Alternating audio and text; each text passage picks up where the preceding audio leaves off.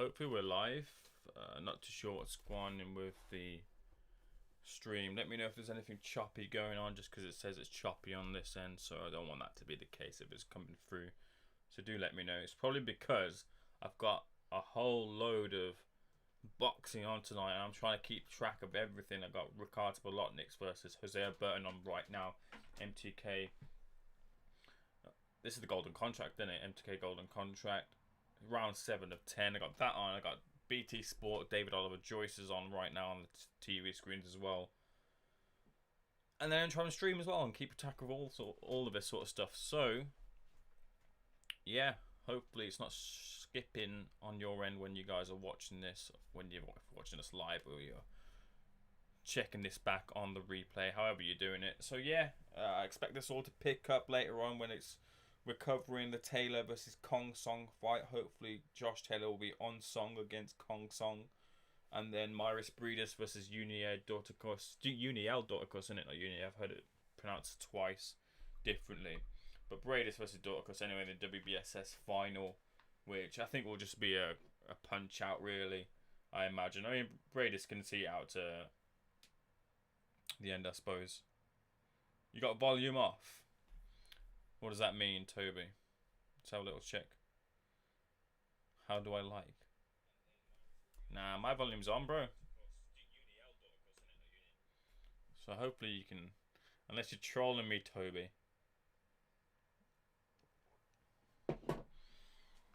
Shout out to Toby anyway, my good pal, my good old buddy, the worst serial killer on Towns of Salem, the worst lookout on Towns of Salem. I've just turned on my bloody Xbox 360. I just bought Fight Night as well. Sorry, I just get back to the action here, but I just bought Fight Night for the Xbox 360. Hopefully you'll see some videos of that soon. Bolotniks, for me, I've not been scoring this, but he's got Jose Burton on the ropes here. The crowd are going wild here for Bolotniks, who's getting in some right hooks and an uppercut as Jose Burton is staying too static on the ropes here and isn't moving out of range away from those hooks and uppercuts. There's a left hook that's caught on the gloves there, but Jose Burton isn't really cutting it right now, at least in this last round against Ricardo Bolotniks. Toby, am I... Is the stream clear? Is there any lag or anything like that? Just let me know. I appreciate if you could let me know, just in case I got too much on here, you know, too much boxing. Can we complain about too much boxing? I guess I am. Need a Wi-Fi booster here to ensure that my Wi-Fi isn't interrupted by, what was it? Fucking Burnley versus Southampton that was on. I'm waiting for that to finish, then we can get to the boxing. So yeah, 2 cards in it. Well, there's a card over in America as well, which is really good. Both the Charlo brothers, whatever you think about the Charlos, if you love them or hate them, whatever, I think they're entertaining. So big up the Charlos for being entertaining. They're both in good fights, Rosario and Derevinchenko respectively. I don't know if I'll be doing a stream for that, because that's what, like 3 AM, probably finish at 5 AM. That's just too late, I think, for me, for the Charlos. Although I've done streams for less, for Andrade and Maciej Solecki. So, I don't know, we'll see. I do want to watch the Israel Adesanya Costa fight as well. So, I imagine actually I'll probably be watching it from bed. Nice right hand from Ricardo Bolotniks. They're landing on the chin of Jose Burton. Eating too many shots here. And it doesn't look like he's been able to get his boxing off. He's got Tyson Fury watching him. He's over in Latvia. I don't know if maybe the event has kind of just taken him over, and he's not really showing what he can normally do. Because Jose Burton is a nice boxer, but he's not really showing it here. He's not keeping Bolotniks off of him.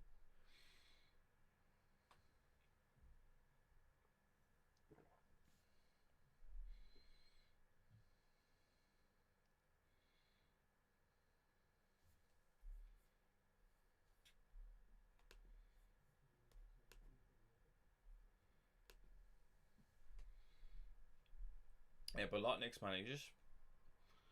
Jose switched the stance now, and now switched the position in the ring, sorry. He's got blood coming down from his nose. just trying to pump out that jab and keep Bolotniks off of him. Pouring with it, not keeping Bolotniks off of him. Who's standing in front of him.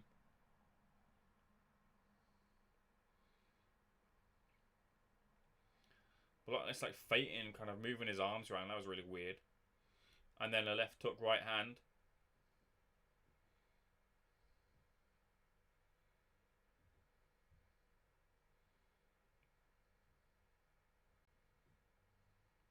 Double jab right hand caught in the gloves. Jose Burton fires that double jab right hand.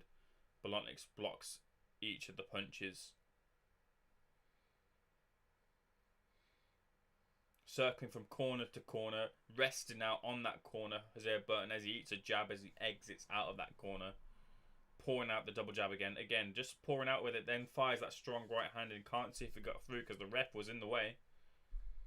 Commentator as well is seeing the same action as us. He's not there live in Latvia himself, so he couldn't call that action either to see if that right hand landed. It doesn't seem like that right hand is. A nice stiff jab though this time comes through for Jose Burton as Richard Bolotnik steps through trying to engage with some offense, but he eats a jab coming in. Left hook right hand, double jab right hand there from Jose Burton.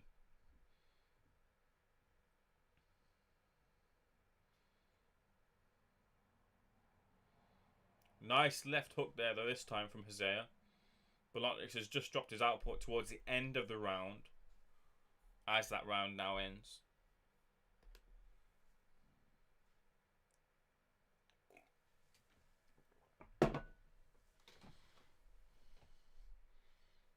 Nice jab and overhand right there. That's the picture of a shot for that round. And that looks like, for me, another round to Jose Burton there. Although, to Bolotnik, sorry. Although Jose looked like he was having more of his successes towards the end of the round.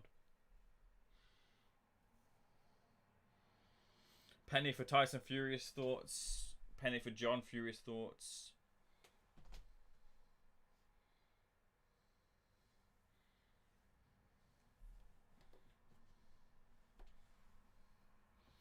Strange seeing Tyson Fury over in Latvia. Obviously, the only reason he's there is going to be because of Jose.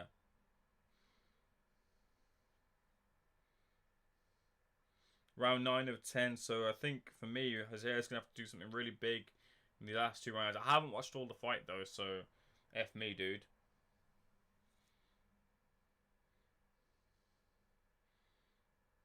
Overextending with a jab, but Bolotnik doesn't take the bait. Misses with a left hook. Slips. Jose slips. Richard Bolotnik just lets him off and just touches gloves. Bit of sportsmanship there from Bolotnik. Doesn't take advantage of that slip.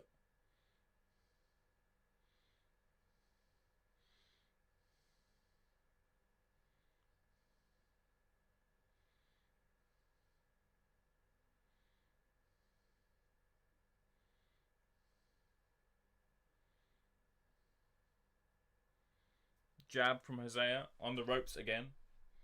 Bolotnik's a static target. Just moving now, a bit ahead, moving up top. He's trying to snipe him coming up forward, but he's just not doing. Yeah, he's not really firing off with anything at all. A jab from Richard. A jab down below from Richard as well.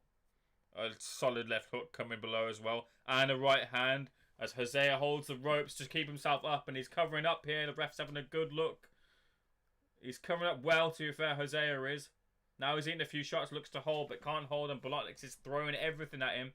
They're just separated there. Jose looks all right on his feet. They're right close to the cloud there. A standing count for Jose Burton. This is all going terribly wrong here in the 9th round. And the rest of the fight from what it seemed. And Jose looks in trouble. Right hand, left hooks, right hands, left hooks coming in. The ref's going to stop this. Another standing 8, keeping him up. I think that's unfair. I don't think the ropes is keeping him up there. That seemed unfair from me. Jab coming in. He's got blood all over him here. Jose's going to have to do something. He's not. Hold, Jose, if you're going to keep in this fight. There we go. He's holding now. Finally, he just looked right at the end. He looks absolutely out of it. Gassed. Over in Latvia. On the ropes again, pouring out with that jab. Uppercut, he's trying to catch him with a Hail Mary, but he can't do it. Getting a bit of a reprieve from the ref there. Just getting instructions. 30 seconds left of this round. Round 9. Jab on the right hand. Left hook misses.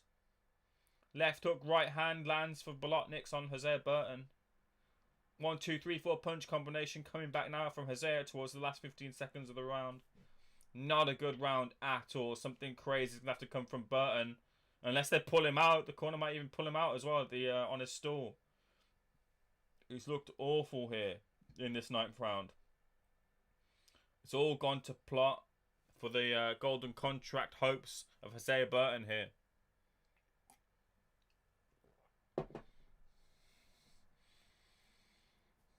Anthony Crolla and crew are going to have to do so. Yeah, there's that right hand that landed, and Bolotniks was all over him after that. The worry might be for the Bolotniks corner is that he might have gassed himself out throwing all those punches, but I think the second standing 8 count was a little bit unfair. But he's done him a favour, to be fair.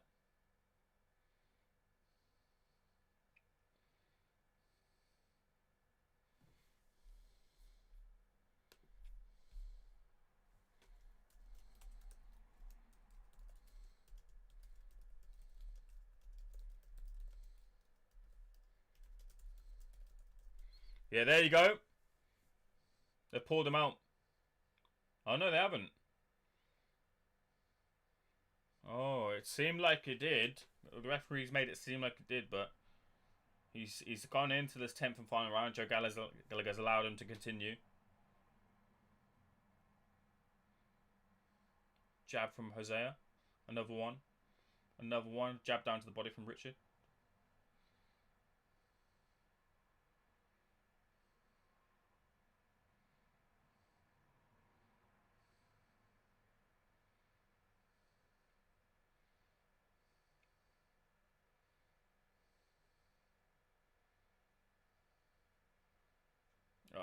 He tries to land an uppercut, I think it was, but just eats a left and a right hand from Richard. Left hook lands and Jose is wobbled again. Jab and a right hand from Jose in return lands. Misses with a jab.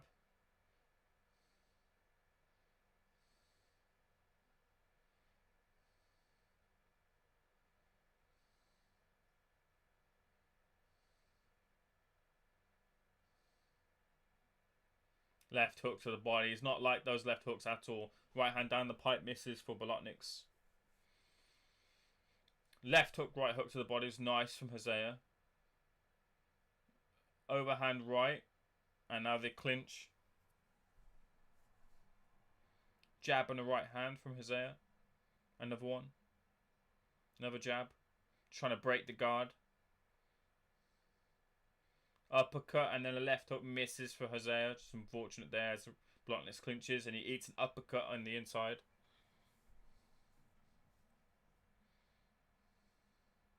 One, two. Jab up top and then a right hand to the body. That was nice work there from Hosea. Bolotniks with his hands down and now back up.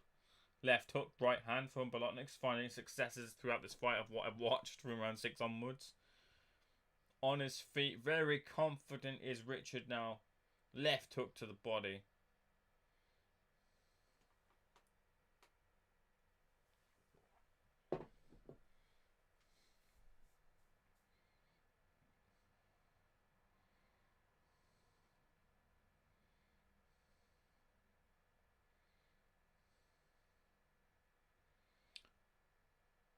Body shots here from Hosea, but they're just not telling for him. It's enough unless something spectacular comes out in these last 20 seconds. Hosea, I think, is going to be on the end of a losing scorecards here. And his golden contract dream is going to end very, very abruptly.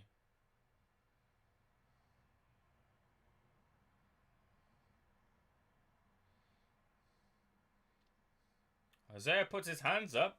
Interesting. I don't know about that. If you're watching this, let me know, because I didn't see the first 6 rounds, so I couldn't tell you who's won. But those last 4 rounds that I watched looked like it was all Jose Burton. And those 2 standing 8s that he took in the 9th.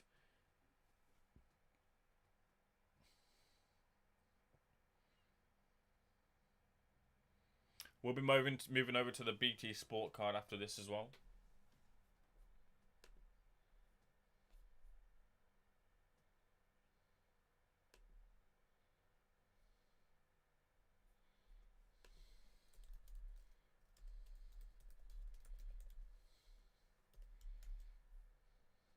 It looks good, and the crowd aren't going to be happy if after watching that and Bolotniks doesn't get the victory.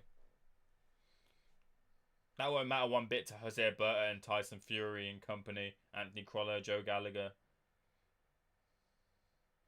Joe looking very concerned here. I think he's trying to have a look over at the judges or the scorecards coming through to see if he can gauge what the actual result is before it comes through. He's just seeing Tyson come through here. Tyson and Joe Gallagher having a word. You can't really tell anything from Joe Gallagher's state here because Joe's kind of like this after the fights anyway. Cross-armed, kind of looking pensive as the camera's zooming on Tyson, who congratulates Richard Bolotniks here. Maybe it's one of those things, if the robbery's on the cards here. If it was, I don't know. I only saw four rounds of this, but they got Tyson in there so that, you know, no one goes crazy, I suppose.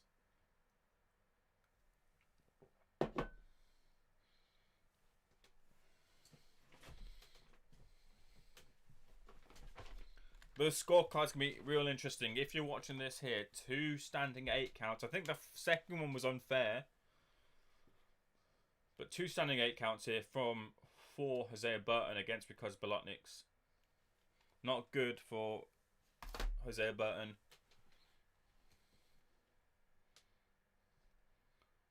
Here we go. Scorecards coming in now. 98-90. 100-90. 98-90. That's going to be all Bolotniks, surely. Yeah. Richard Bolotniks beats Jose Burton wide on the scorecards.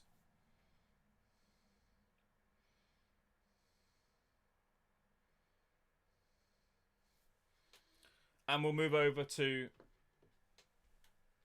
the BT Sport card now, as the dreams are dashed for Jose Burton, unfortunately. Joyce got stopped on the BT card. Interesting. I've just got that sent through from Ben Faruqi. Let's have a quick look. Let's switch over.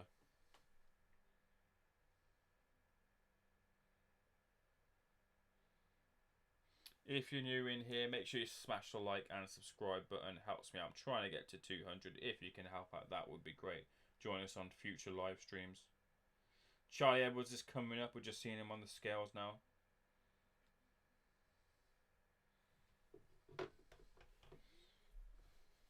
Dave Desgaines HD, where to watch the fight? We can't watch the Jose Burton versus Richard Bolotniks fights because it's now over.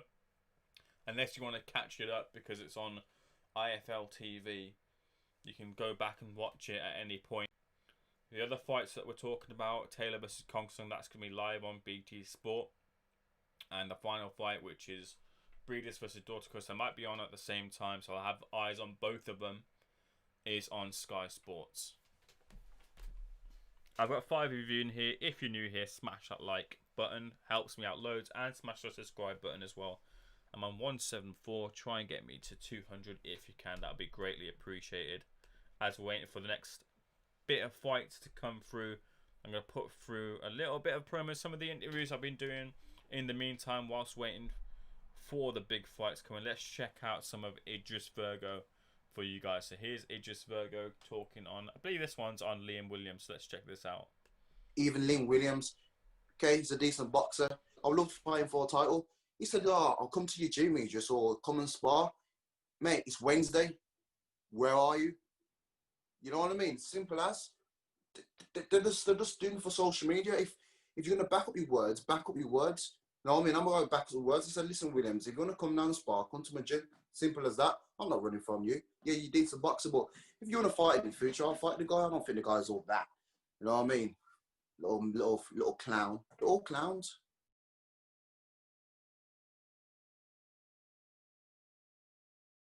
That was Idris Virgo. Who here is a fan of Idris Virgo? Who knows Idris Virgo? If you don't know him, let me know what you think. If you know who Idris Virgo is, I'd love to know if he's been making the waves domestically like he has been here, if he's reached over to you yet, or overseas, if you know who the man is. The guy is from Love Island, from Birmingham as well, so I've got to show him some love. He's been calling out, and he's been called out by a lot of people as Idris. In that clip there, I believe he was talking to Liam Williams, who's offered the spar. Whether that happens, I don't know. We'll see in the future. But that'll be a nice little fight there. A lot of people want to get a piece of Idris after his actions with the water. But hey, he's making his waves, he's making his moves. It's getting him in the public's and the mind's eye, at least in boxing wise, so more power to him. It can only serve him well as he gets his name out there. I think he's got quite a big Instagram following. Twitter less so, but Twitter's a lot different to Instagram. So just some of the reaction here for Bolotniks versus Jose Burton. Rob Tebbett had it. Rickards Bolotniks 97-91. So a wide scorecard all round. Obviously with the knockdowns it doesn't help either, but Jose Burton must have seen himself winning like he did. I wonder how he saw the fight going on there. I don't know how much media presence is there over there, but I'm sure we'll get interviews coming soon, as we're getting a little replay here for fucking Tyson Fury versus Deontay Wilder, the rematch, the trilogy. The rematch of the rematch should be happening in December. But yeah, it's a very interesting time actually right now in boxing, isn't it? Because it's a little bit weird. I mean, there was a little bit of a lull, weren't there? And I swear, like I was getting my dinner the other day, and as I was getting my dinner, I saw an advert for Neighbours, and I swear that advert for Neighbours held my attention more than some of the boxing has recently. But it's now picking up. Today is an elite level card in terms of everything that's going on. Charlo's, Josh Taylor, Mairis Briedis, so finally the final of the Wbss.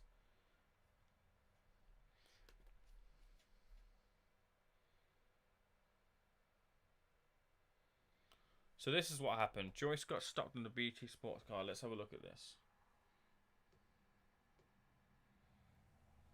Just looking at this now. Iron at Baluta, stormed, swarmed and finished David Allo Joyce inside of 3 rounds. I'm just having a look at this replay here now. Boom, left hook, 2 left hooks, and he's just wiped out. He's getting up to his feet though, struggling, 4 count, 5. All over the shop here, just about is on his feet. Referee calls him over. Tells him to glove up, and he allows him to continue. Jab, right hand, left hooks, right hand, swarming him, and it's called off. The fight's called off, and he's done.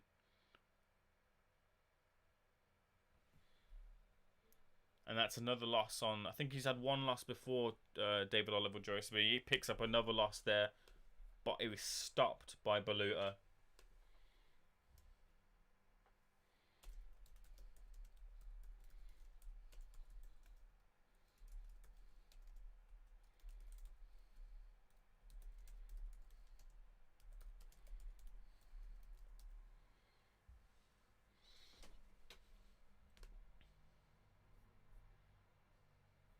Whilst we're waiting, I'm just going to put up another one of the interviews. Check this out. Another one of the interviews I've done over on Boxing News TV with Zach Chelly. You saw him on Matchroom Fight Camp. 1 second, let's try and get this up. Yeah, you saw him on Matchroom Fight Camp fighting it up against Jack Cullen. Making sure I'm getting that right. Jack and Zach, that's what it was. And it looked, for all intents and purposes, that Zach Chelly got the win, but it was ruled a draw on the scorecards, which Zach Chelly and Zach Chelly Sr. weren't happy about. And I think it's fair that they weren't happy about it because it seemed like that they'd secured the W. But this is their response to that and what they thought after they received that dodgy decision, maybe, if you see it that way. They waited extra long, and I think, you know what, they waited extra long. He's been on Matchroom before. They might try something here. But as soon as the first result came out, I was pretty happy with that. I agreed with it. It was 93, 97. Fair enough. Second result came out is complete bullshit. And then the third one gave it a draw, which was, so overall it's a draw, which was, complete, there's lies, there's politics in boxing, so. Yeah, the scorecards are read out as Mark Lyson, 97-93 to you, Victor Loughlin, 96-95 to Jack Cullen, and Ian John Lewis, 95-95. Why do you think the judges saw it that way? I don't think they saw it that way. I think money must have been involved or something was involved. Boxing's all politics, it's dirty business, and things like this happen.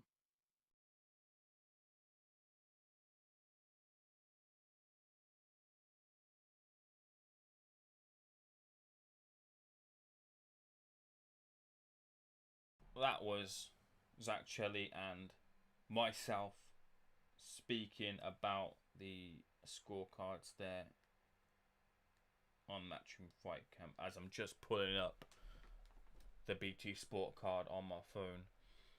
Yeah, and it's just a shame really that he didn't get the victory because obviously he's been looking to move on to fight for an English title, a British title, European in the future, step his way up the rankings in that way, and he didn't get it, unfortunately. Whether you want to say it's because of politics and stuff, obviously Jack Cullen brings a lot of his own fans. The meat cleaver from Little Lever. I keep getting that one wrong. It doesn't quite roll off the tongue for me.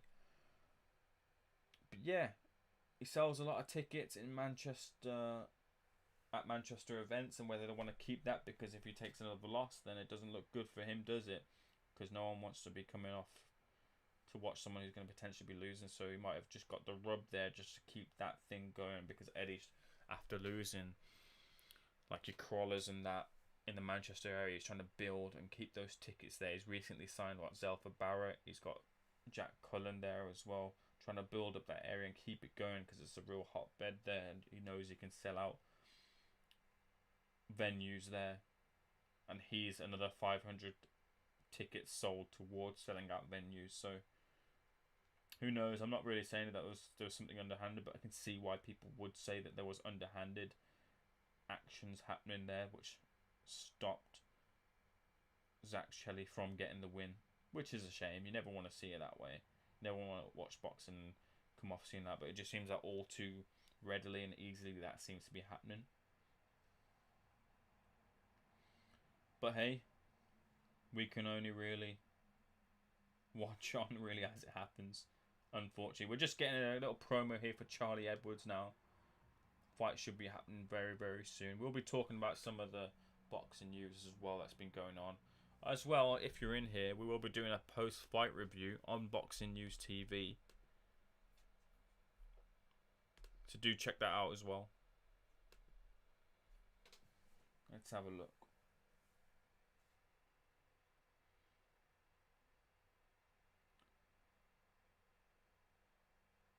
Yeah.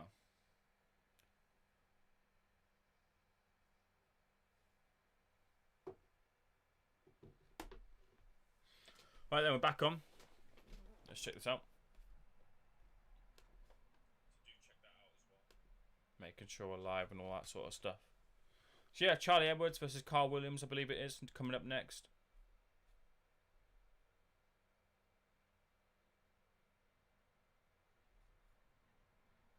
Yeah, unanimous decision for Bolotniks. 98-90, 98-90, and 190 for Ricketts. He's a deserved winner, it seemed, from my eyes, because 6 rounds, I came in at 6 rounds in, and the 4 rounds that I did see, it just looked like he had all the action, and Jose was just a bit...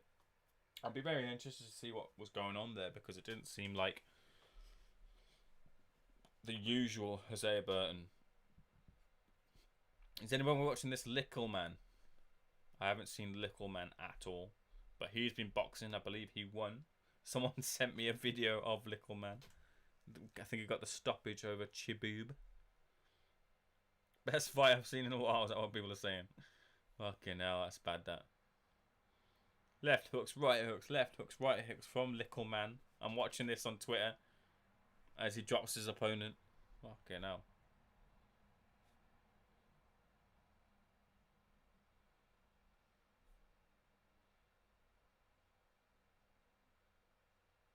Someone calling out someone. What is going on? Oh, what is all this? I can't watch that. Don't know what's going on there. None of that shit for me. Owen White, yo, good to see you in here, Owen White. We're just building up for the main events. Taylor versus Khongsong. He was Ben's chief sparring partner. The Little Man was. Come on. No, I did see that they did a video, didn't they? They did a video, right? Little Man was over at Conor Ben's gym. Don't know what they were doing because I didn't watch the video. So you'll have to tell me. But just let me know if anything's skipping, by the way. I apologise in advance if anything is, because it looks on it on my end. It looks like it's skipping, but I don't know. Anyway, yeah. I saw that he was over... yeah, he was over, weren't he? At the gym. But I didn't see the video, so fuck knows what was going on there.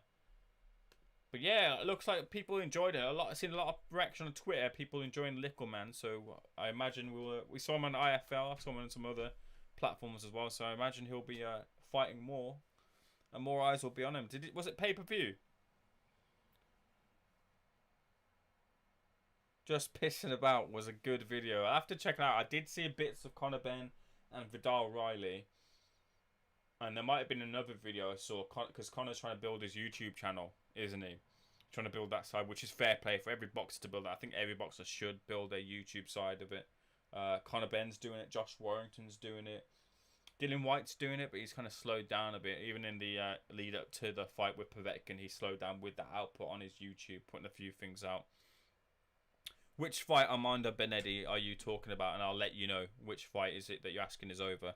If you're new in here, smash that like and subscribe button. It'd be great to have you here on all the live reactions. I interview for Boxing News TV as well as doing these live reactions on my channel. Much more boxing content coming your way along with these live streams. It would be great to build a community. I'm trying to get to 200 subscribers, so smash that like and subscribe button. We'll see you in here hopefully in the future. But yeah, stick around. Hopefully we'll hot up and more people coming in for the Taylor versus Khongsong fight. Sunday Smoke. Yeah, listen, Owen, you know what?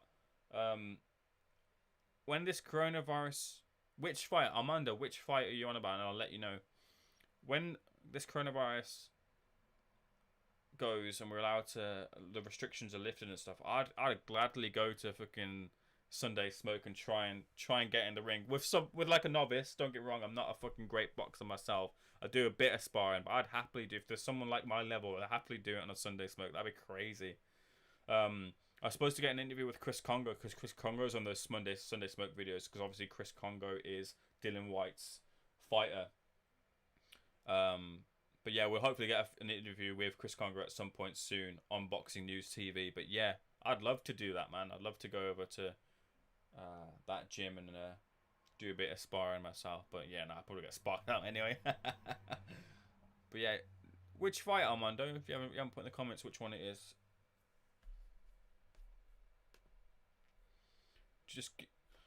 Well, a couple of things I want to talk about whilst we're waiting for the fights to happen. We saw Sonny Edwards a couple of weeks back. We're waiting for now Charlie Edwards to come up. Here we go. We're getting the ring walks now for Charlie Edwards and Kyle Williams here. Charlie Edwards, sorry, is now up at bantamweight, isn't he? Up at bantamweight from flyweight. And we'll see how this goes because this will be a good test for him, a good start for him to kind of build into the division. But the problem is there are some killers at bantamweight. Inoue, Ubali, Donaire, Casimero, who Charlie Edwards knows all too well. So I think it's just going to be one of those things for Charlie where he can take his time and build his way into the division. I know he's like rated number 3 with the WBC already.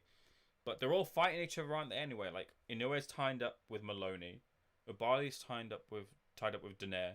Casemiro's fighting today against Duke Mika. So, I don't think the roll needs to be sped up. You can slow your roll with... I don't know if it's me having shite hearing, but you're kind of quiet and have you on max volume. Let me have a quick look for you, Owen. Let's have a quick look. 1 second. I'll check for you now. I can happily move myself, make myself more, sorry, not quieter, but make myself louder. Here you go. Is that better for you? That's going to be too loud. Is that better for you? Let's have a look at that. Here we go. Let me know if that's better for you. And you've said that Julio Cesar Chavez Jr. is a disgrace to the name. Listen, I watched a little bit of that card on like the highlights. I saw Chavez. You got Chavez Senior, right? Who's fighting in an exhibition against that Arce fella, or whoever it was, and he looked all right for his age. And then on the same night, which fight, Armando? Which fight? Yeah, he looked all right, didn't he? And then you get Junior coming in. I remember Junior because I remember when I proper started getting into boxing, Junior was on the rise. And he was knocking out his opponents. And he was about to come in and take on... He was coming in. And he was about to fight Sergio Martinez. And you know what? He done alright against Martinez. I know obviously he didn't get the victory. But he dropped in the last round Martinez. He put on that onslaught. And you know, he wasn't too far away of beating Sergio. He was looking to have his own return anyway.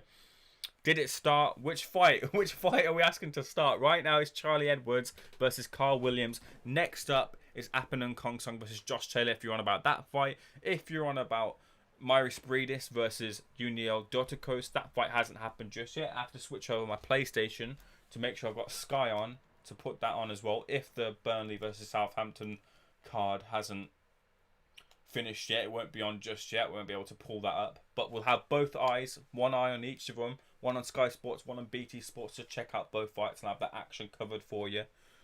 So Armando Benetti, if you're a troll, keep trolling, keep doing your thing. That's cool with me. But if you want to let me know which fight it is, I can tell you the results, no problem. Nah, Burnley versus Southampton is still going on, so nothing on that one here. We just got the BT Sport card here. Did it start? Which one? Which one? Rob 4 IK5 TV. Let me know. We have Charlie Edwards versus Carl Williams about to start here. Smash that like and subscribe button as it helps me out trying to get myself to 200 subscribers. Not too far off. 25 off. I see we got a new subscriber here. Appreciate that. Showing some love to whoever that was that subscribed. Pull my alerts up. Let's have a quick look. Make sure my alerts are up top so we can see that. Southampton need to keep that clean sheet, I beg. Who are you supporting here? I'm a Watford fan myself. Where's my Watford shirt? Obviously, we got relegated last season, which fucking sucked. I swear, right. I didn't do fantasy this year because I thought, fuck it, I'm going to follow Watford. We're in the Championship. I'm not going to keep my eye too much on the Premier League. Last year, I finished second in the fantasy. I had a sick team. But yeah, hopefully next season when we're back promoted, I'll be doing the fantasy again.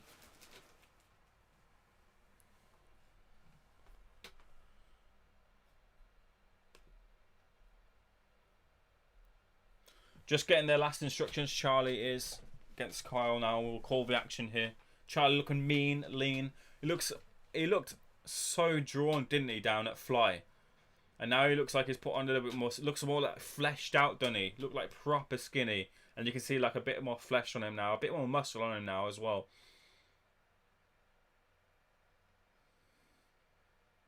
Just feint straight out the gate with a feint which Carl didn't bite in on. Anybody watching the UFC later as well?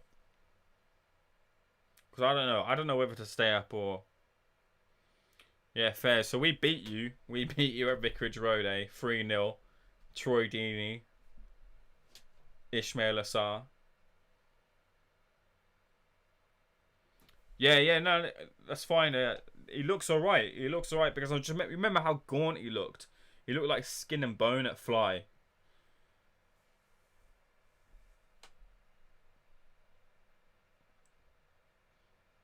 This is classic Charlie right now. Just pouring, just moving around his opponent, just having a look. Kyle's just stepping forward slowly. Jumps in, disengages, changes the level, tries to shoot off with a left hook, misses. Single jab from Charlie Edwards and then disengages himself, moves around to the right, back into the centre of the ring. Double jab, both miss from Charlie Edwards. Both just checking that lookout on each other. But yeah, like, slow the roll with Charlie Edwards. He doesn't need to fight anyone at world level because everyone's tied up and everyone's a killer. Don't want to see him against Casemiro. But you could see him against someone like... I know he's tied up with a fight later on. I think Kambosos Jr. is fighting Lee Selby. But you could see him in with Lee Selby. You could see him in with... like a Zolani... I think if Zolani Tete is still going... I think the Zolani Tete is a really nice fight, actually, for someone like Charlie. Zolani Tete coming off of that knockout loss against Casemiro. And Zolani Tete carrying some power himself as well. Tete time, we know how... I think he fought Gonya, didn't he? And Gonya was gone in like less than, 20 seconds? I think it was even less than that. So Tete carries power, and that would be a nice little kind of tester for someone if if he comes through against Carl Williams to then go to world level, because Tete is world level, but he's obviously down on the side and he's getting older as well. At this weight, the older guys tend to fall away. So, but yeah, just nice work. Nothing spectacular here, just nice work from Charlie as he clinches, and some nice work there on the inside from Carl Williams. An uppercut gets through to the left portion of the body of Charlie Edwards, all tatted up, looking nice with them sleeves though. UFC isn't my sport. My knowledge is shocking in the UFC. Just hear that tonight is meant to be a mad main event. Yeah, I mean, Israel Adesanya is worth the ticket alone. He's a special fighter. By no means is he invincible, and Costa was looking big. You know.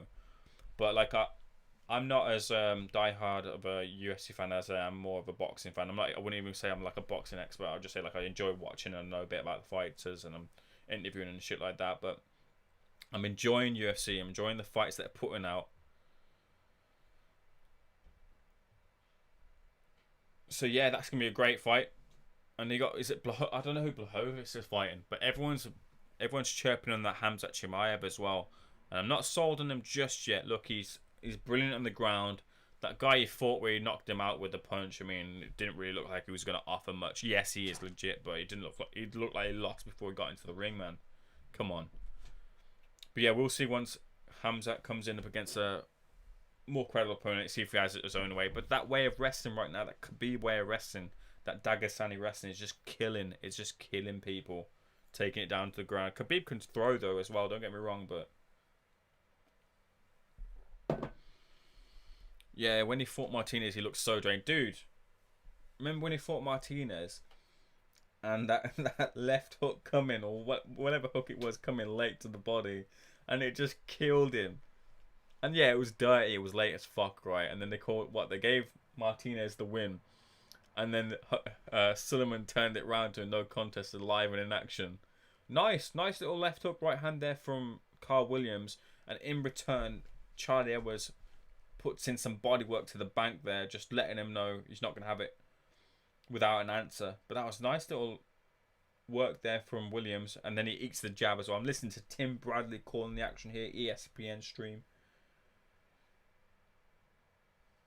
This is going to go the full distance, I think, judging by the action so far, because Charlie's just taking the second round as well to see out. And Carl looks durable enough. Left hook comes in from Carl.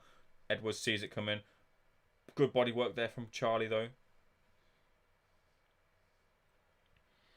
Fury going to have to isolate when he gets back from Golden Contract. I have no idea. Good question. I think... Is Latvia on the list? It depends if Latvia is on the list. Left hook off of the clinch from Carl Williams is blocked by Charlie Edwards. Missing with a jab. Dips down to the left and tries to come up with a left hook, but Edwards sees that come in. Eats a body shot though. Eats a right hand down the pipe. Jab misses from Charlie. Charlie throws a jab, Carl ducks it, and then Carl's looking for that left hook. He's throwing that left hook off of the... He's trying to catch and shoot with that left. He's obviously seen that coming, researched Charlie, and thinks it's a weak point for him. Problem is, if he's throwing that too much and too often, then Charlie's going to see that, so he needs to disguise the offense a little bit more with a little bit more varied offense as well as the disguise like a feint. But right now, that left hook after that catch is all too easy for Charlie to see and to. It's because it's been telegraphed with every single catch that Carl makes.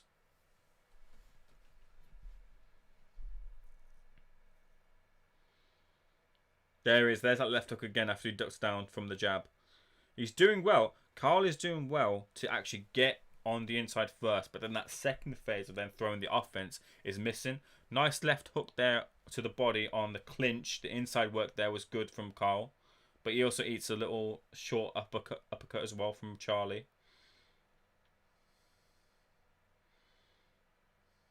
Uppercut there from Kyle. Nice uppercut. Left hand as his right hand is being held from Charlie, but the referee doesn't admonish him. Nice there from Carl, actually. Very... Carl showing he's not here to just make up the numbers.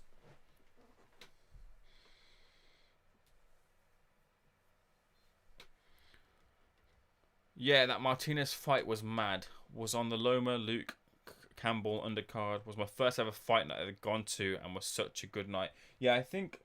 Was Ben there for that fight? I don't think he was. I'm not sure. I don't think Boxing News TV were there for that fight. It might have been. I'm not sure. I have to have a look. But I wasn't there. I watched it live on Sky Sports box office, weren't it? What was the atmosphere like? Because I know that a lot of Ukrainians packed out. They packed out the weigh-in, didn't they? And like the what's the word I'm looking for? Whatever it was, anyway, I can't remember what it was. But yeah, it looked like the atmosphere was crazy and a proper like electric night. I thought when Lomachenko fought Luke Campbell, I feel like Lomachenko rarely kind of got out of second or third gear and kind of just coasted. And when he actually put it on Luke Campbell, Luke couldn't really hang.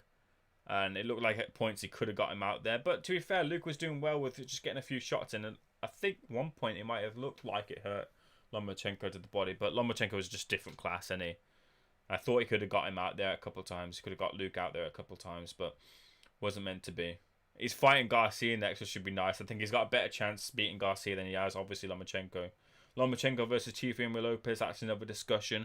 I give my predictions to Boxing Social. You'll see that soon on their podcast. And it'll be a video on Boxing Social soon. Let me know your predictions for that fight as well. It's coming. It's going to be so, so good. Third round, Williams and Edwards.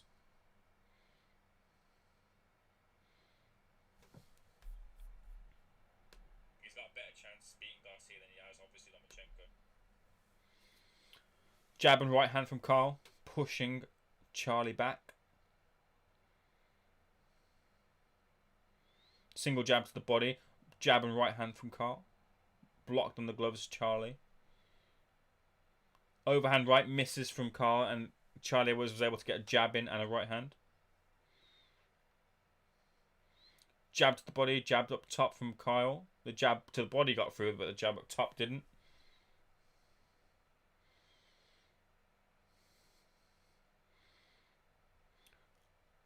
Uppercut, left hook combination from Charlie Edwards. Blocked by Kyle.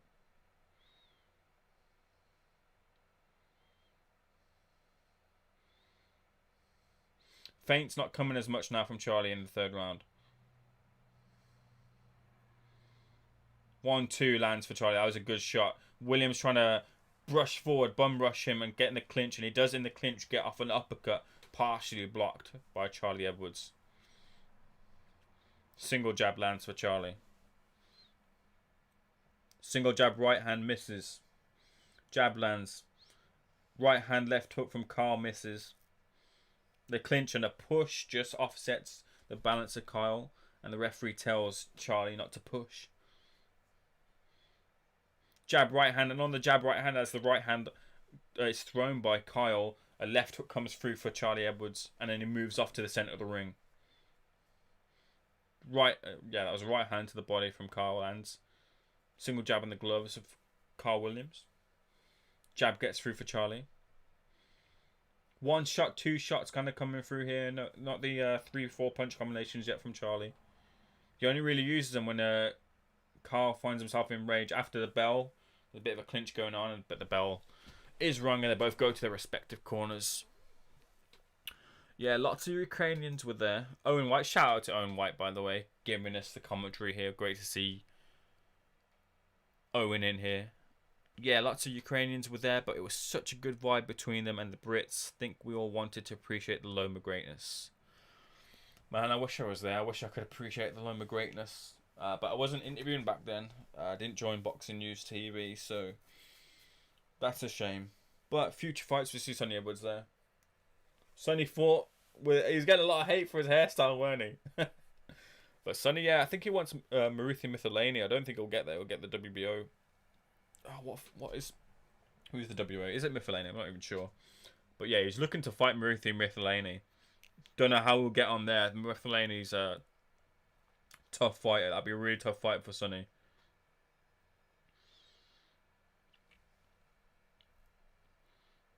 Luke was saved by the bell multiple times. Yeah, that's the thing. That's how I remember. I've only seen it the one time. I just remember Lomachenko, when he got through the gears, when he wanted to, it just looked like he was on another class. But I just feel like he coasted a bit as well. And even coasting, he was just too good. Bum rush here from Carl Williams is doing pretty good. He does eat a right hand though.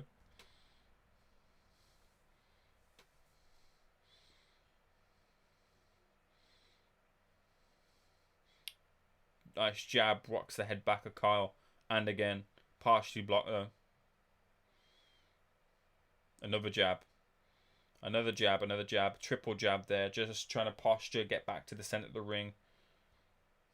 Back again a little bit towards the rope. So Charlie, moves to the right. Nice little pot shot, left uppercut, shovel hook kind of thing to the body. Right hand over the top, misses, as does a jab miss. And a jab lands flush. Hands down from Carl, just using head movement here to try and dodge the punches. A little bit of posturing as well. Jab on the right hand, a left hook to the body comes through on the clinch. He has to hold and then throw that left hook to the body, which is successful, but it's not going to do well for the eyes of the referee, who will come down on him if he sees a lot more of that.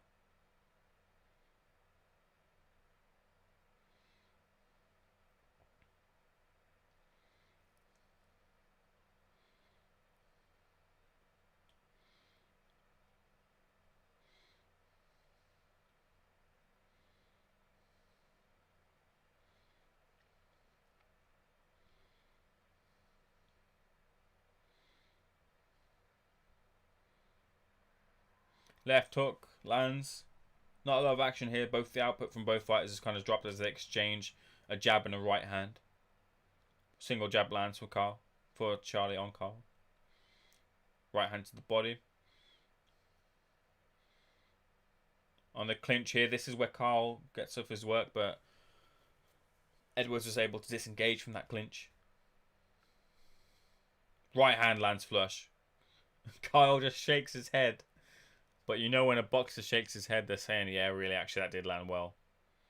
Good movement there, upper body movement, but I don't want to see a lot more of that. Just the gloves down, because you can see the face reddening of Carl here. And yeah, he's not really looking like he's hurting Carl overly too much, but the accumulation of punches on that already reddening face is going to cause scars. Going to cause cuts if he's not careful. Now the hands are back up in that Philly shell sort of style. Shoulder roll sort of style.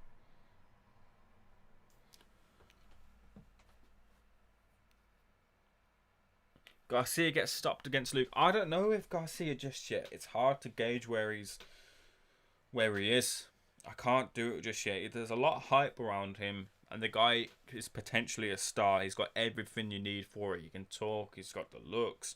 But the problem is, what needs to be there if you're going to be a star is the boxing ability. And I can't gauge that just yet. I feel like I can't. Which is why I'd put someone who's a lot more accomplished. Someone like Luke Campbell as the favourite so far. Garcia is a fraud. Owen White saying, yeah, this is the... Well, I don't know if I can call Garcia a fraud just yet. But someone like Luke Campbell, who's an established pro, an established Olympic level boxer, is going to show that out of Garcia. if he's just a one-trick pony with that power, because it does look like Garcia possesses that power. Now, as you go up the levels, whether that power transitions with you is another thing, because that's what happens generally in boxing. As you go up, it tends to be that the boxers can take the power more. So I don't know just yet, in all honesty. And I would favour Luke at this point in time. But I feel that's a little bit safe. But if it happens so that Garcia wins, whether by points or knockout, then that puts a lot of legitimacy on someone like Ryan Garcia. It's actually the kind of name that he needs. And a lot more will be backing Garcia for that superstardom once you've got that name on your resume. So it's a really big win-win situation. 6 months no fans means 6 months no Dubois Joyce. Yeah, it's off indefinitely. I've been told it's off indefinitely until we get fans. We've seen what the if you've seen this, Owen, I don't know if you've seen this. Carl just got slipped round there. I know it was Charlie, sorry. But it looked alright there. I had my eye off that, but it doesn't matter anyway. We'll see that on a replay. Yeah, so we've seen, obviously, release the company's houses, the accounts of both Matchroom and Queensbury. And there's a lot less in the bank than there is for Queensbury than there is Matchroom. And in a corona type of environment where the money's not coming in as it usually would be because the gates aren't there, I don't think the risk is going to be taken. They want the gate and they want the pay-per-view. So we're going to have to wait. And it is off indefinitely, I've been told. And I'm sure you can make that assessment yourself. You don't need to be told that anyway. It's just something that's going to be needed, especially when you're putting like Lyndon Arthur versus Anthony Yard on there on the undercard. That could probably be a main event fight anyway. But if that's a solid co-main or chief support to that fight, but we're not going to get that unless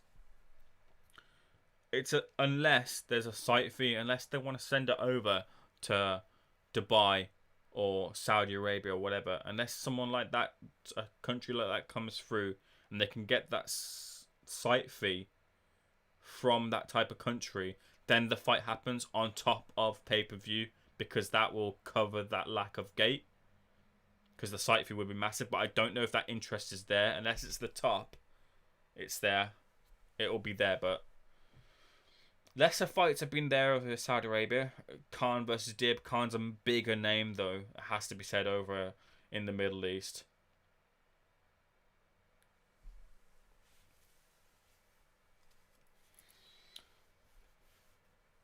But yeah, it's not going to happen. No gate, no party, no Dubois Joyce. Unless we're going over to Saudi Arabia.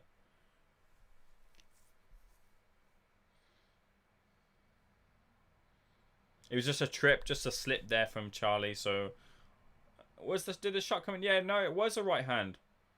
It was a right hand. I'm selling him short here, actually. Fair play to Carl. Lands the right hand. The kind of foot comes over, it looked like. And Charlie was kind of all over the place there. But I think there was more footwork following the shot as opposed to the shot.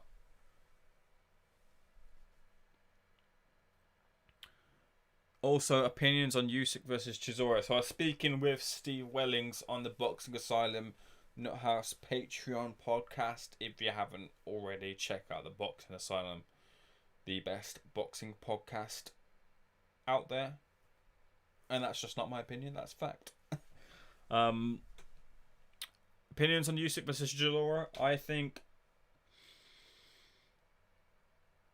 right now it's hard to gauge where Usyk is in the heavyweight division because he hasn't had that test at heavyweight. Chaz Witherspoon is not a test at heavyweight.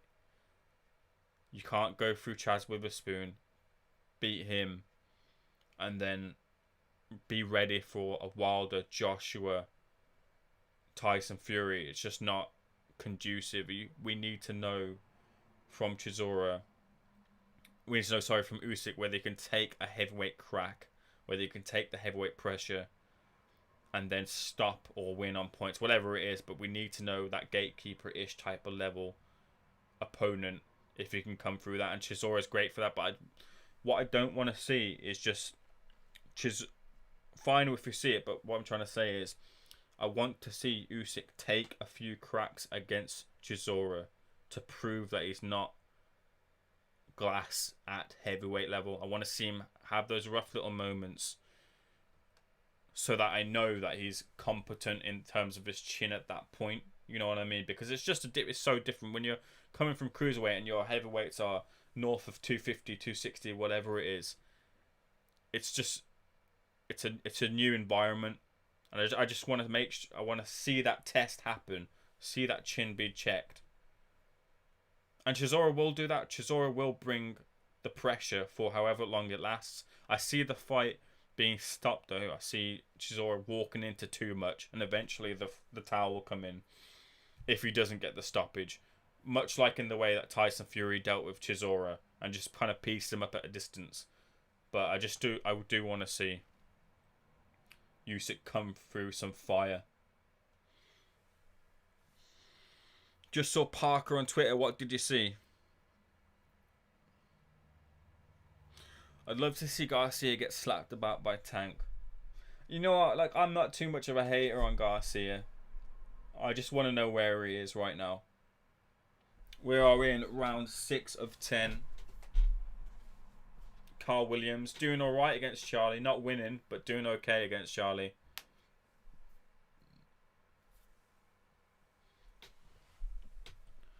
Is that a shock? Queensbury can't afford to hold such a big show without fans. No, it's not a shock at all. It's a shame. That's all it is. It's a shame. It means we have to wait. Annoyingly, the coronavirus takes another soul of a potential pay-per-view, which is annoying. Because I do want to see that fight. I want to see Dubois step up, not step down in opposition. From the Gorman fight, he's fought Latte. Good fight.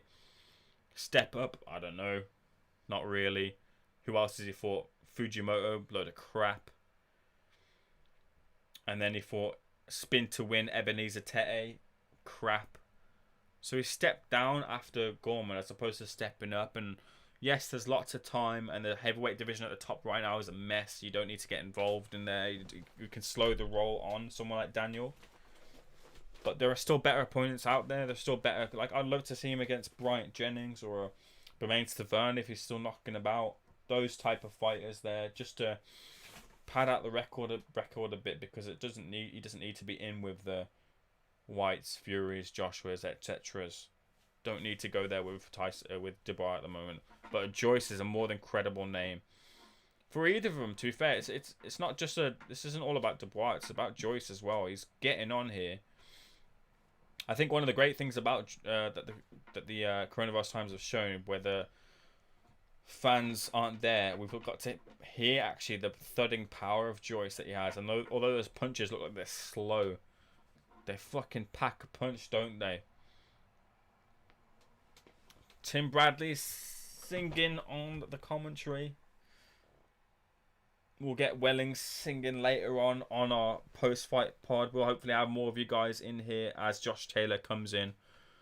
7 minutes to go before I can switch on over to Wbss, Dorticos versus Briedis, and have an eye here on Taylor Khongsong. 3 more rounds to go, and as I predicted from the first round, I saw this going all the way on the cards. Carl Williams looking tough, durable, but not really the opposition who's going to put much of a dent. Although he's getting a few pot shots off, I think Charlie's really kind of controlling the action and getting off the better fights. And you can see the face of Carl reddening here. Evening to Steve Wellings. Good to see you in here. Not quite the 30,000 that we had on our Patreon, but it's all good. I don't think Triple D Joyce gets anything from abroad, really. It's just what I'm saying. Like, that's the only way the fight happens without the gate. If it can, it has to go abroad. But that's the thing. Whether the market's there for a sheikh to want to pick that up, don't know. But Frank should be doing his diligence and looking and putting feelers out to see if they can get that. I don't think Frank to date hasn't been abroad, has he, to that type of country yet. So it's a start. And if you establish some like Daniel Dubois coming up in a country like Saudi Arabia, you set your fights and set your stall out for Dubois in Saudi Arabia, and you set the money coming up, every fight coming in if he does it over in Saudi Arabia, it's not conducive to building the British fans and interest around him, for sure, but it's conducive to the bottom lines of Frank Warren and Daniel Dubois. Which one will win out? I'm pretty sure I can pick which one will win out if I was in that position. But hey, that's just speculation. And I don't see it being a reality, unfortunately. Tim Witherspoon would have been a tougher test for Usyk. Tim Witherspoon before my time, but I know he had a bit about him. Chaz just looks sorry. He's got kind of a resting sorry face, doesn't he? Just really sorry and apologetic that he was even in there. Tyrone Spong was supposed to be in there, weren't he? But Spong tested positive, but then had the test, what was it, like, they apologised for the test coming up positive because it wasn't actually a proper positive. I don't know what was going on there. People are testing positive left, right and centre. Jarrell Miller is on the Black Ant King substance, whatever that is. I've got some Black Ant King in here. It's my green tea. No, there are no black ants in here. I wouldn't even dare take take one of them with standing tall all night.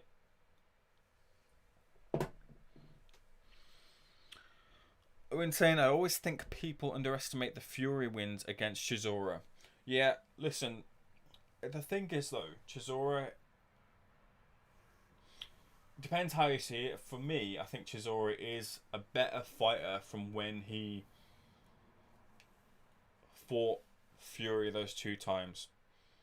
Not that anything would change if they fought again. Chisora would be on the losing end and just even harsher this time around, stopped even quicker this time around if they were to fight.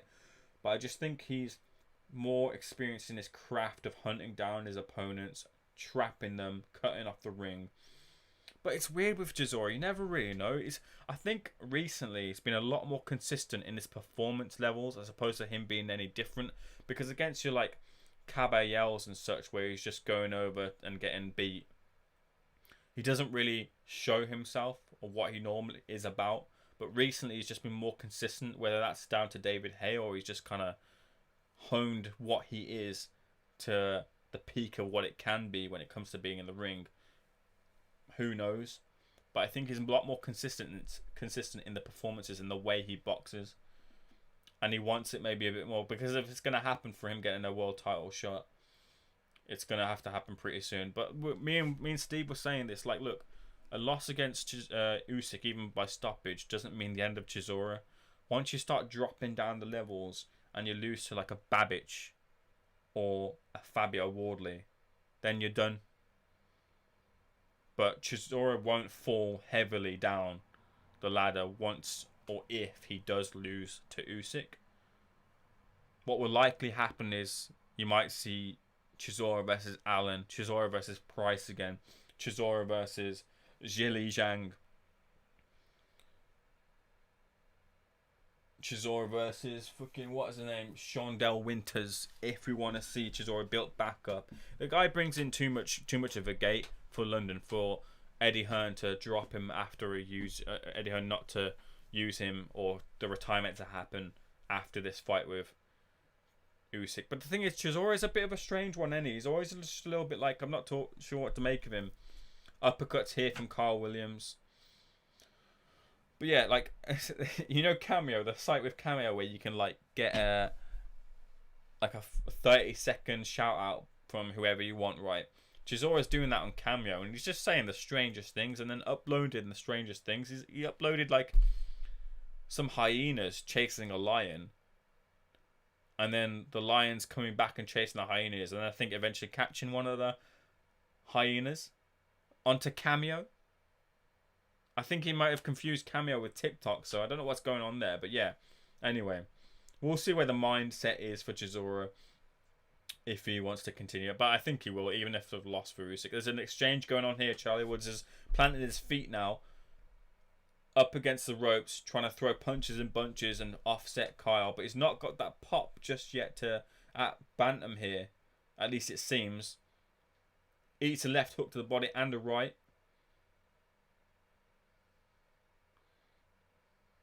Left hook comes in from Charlie. Eats an uppercut. Eats a right hand. 1-2 from Charlie. Ducks out the way of some left hooks. Eats 2 left hooks to the body. A left hook, right hook to the body. Uppercut in return. Left hook ending the exchange just there. 2 hooks there in return from Charlie. Nice little action here as they both just stand and trade there. Charlie more than happy to do that as we're looking towards the end of the fight as opposed to the start of the fight. Plant his feet and show that at bantam he's not going to be shaken by punches here. I think that's what he's trying to prove there.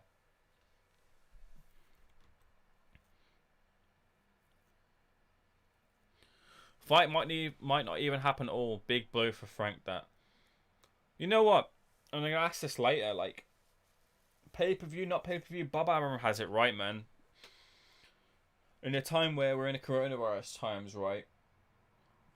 Fans dipping into their pockets to keep boxing afloat against boxing being put on the screens for free and getting more people interested. Which is the route forward? I know as a fan which is the route forward for me. I prefer the Bob Arum route. But Frank Warren has a bottom line. And that doesn't suit his bottom line. So if they have to go their separate ways, it's a shame. But if it keeps them going, it keeps them fighting, and they can revisit it further down the line, then fine.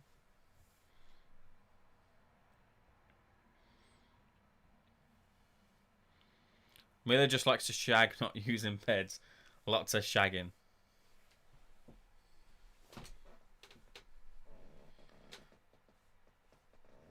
Everyone's shagging and getting popped, aren't they? Just when you think about where Fury was in his career and where Chisora was, it's good for him on his resume, I think, anyway. Yeah, of course. And he would have done the same to Hay. Shame the fight never happened.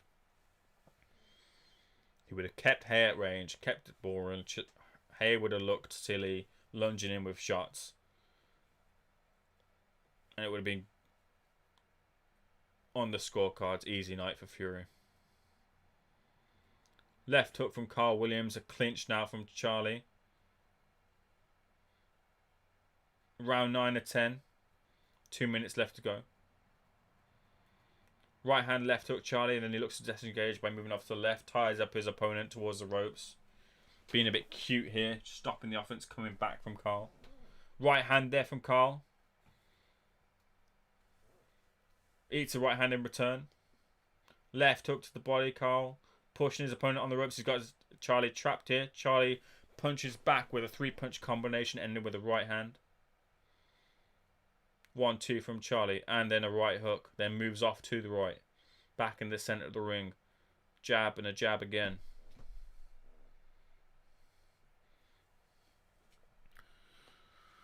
Chisora still has time in him. I think he has proven that after his White fight, although he hasn't got any big wins, it's still good for him. Yeah, look, White is a decent level opponent. Wherever you want to put him, you want to say he's world class, not world class. He's a good fighter. And Chisora arguably was winning, well, a lot of people see him winning the first fight, and a lot of people see him winning the second fight. I think he was up on the scorecards in the second fight as well. But it was just a great shot that finished him off. And you saw him, it was kind of like cartoony, the way like Chisora like tried to get up and just like boom. Out after he got dropped, but great shot there from White to end that fight. Great contest. You'd love that third fight would be great because it's just great all action fight, right? So there's a lot more paydays left in the tank for Chisora.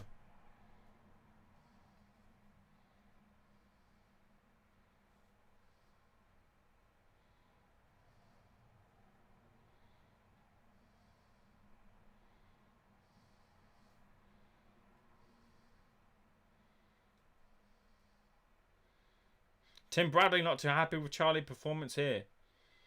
Calling Carl a journeyman, saying he's struggling, and when it comes to the top, he's going to get trounced by the killers at Bantam.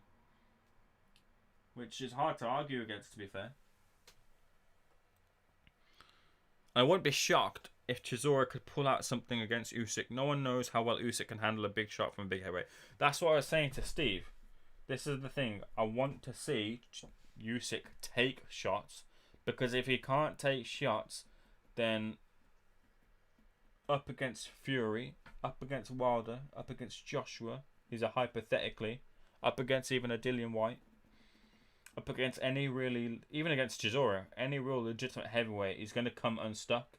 You can have all the fancy footwork you want, you can have all the ability, all the skills, But if you can't take the shot, and you will have to take a shot, if you're looking to win the world titles, you're going to take a shot along the way or in the path of that fight for the titles. You're going to take one. So he can't get away from it. So I think he has to prove to himself and others that he can. Now he's got Dave Allen over there in Ukraine. I think they've just finished the sparring. And Dave was saying, first day he kind of played with me, had a little look at me. Second round, the footwork was just unbelievable. Both of them ended up with no facial scarring or anything like that after the sparring. But Dave is a good... Say what you want about Dave, but Dave is a credible enough sparring, if you think he's bad, if he's good, whatever, for him to have a sparring against for someone like Chisora. Just going to keep coming forward, slip a few punches here and there, and then fire back with some heavy shots.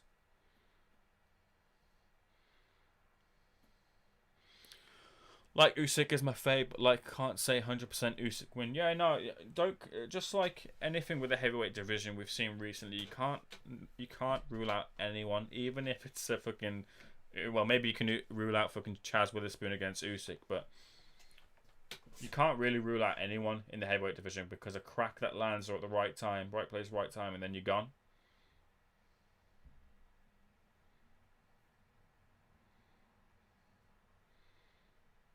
So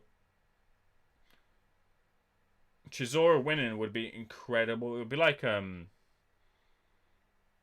it's almost equivalent. It won't be to him, but winning or beating someone like Usyk is almost like a world title because it's a pound for pound.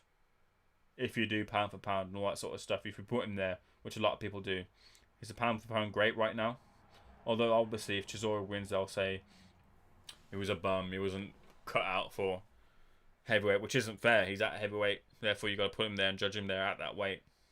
So you got to give the credit all to Chisora if he does get that win. And no lucky punch shit either if he does it. So fair fox to Chisora if he does beat Usyk. Oh, I can switch over to fucking... What am I chatting shite for? I can switch over to Wbss as well and have that on in the background whilst I'm watching this BT Sport card. Charlie Edwards coasting now to a points victory over 10 rounds over Carl Williams. Just going to stick that in my notes. If you're in here, smash the like and subscribe button, especially if you're new to all these live fight reactions for every big fight. I probably won't be doing it for the Charlo card because fuck staying up to 5 a.m. But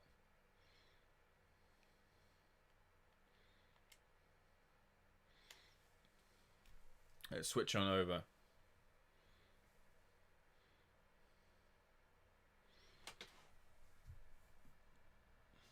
But like you say, he has to prove his chin for sure.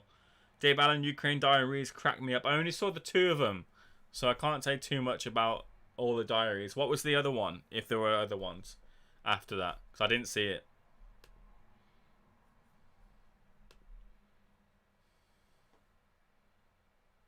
Someone's getting their introduction now. It might be Briedis and Dorticos.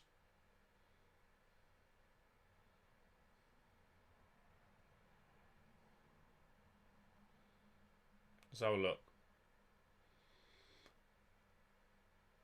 Yeah, Dorticos is getting his ring walk now, so sweet. It looks like these might overlap. Unless BT Sport want to wait out this ending and then put the Taylor fight on, if that suits them.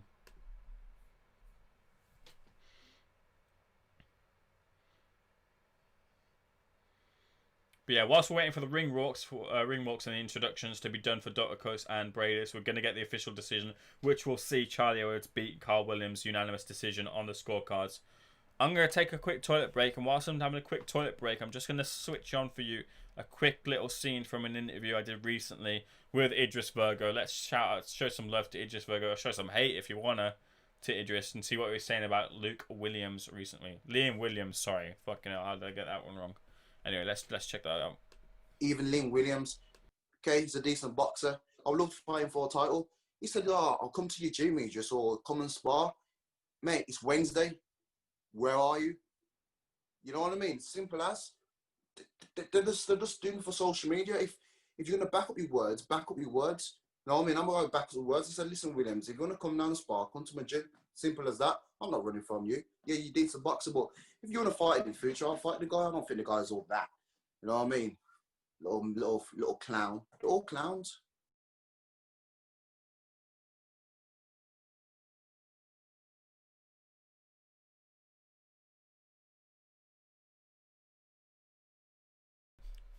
So I'm just laughing because Carl Williams is pissed that he only won one round. He's saying that I won more than one round. Briedis makes his way into the ring.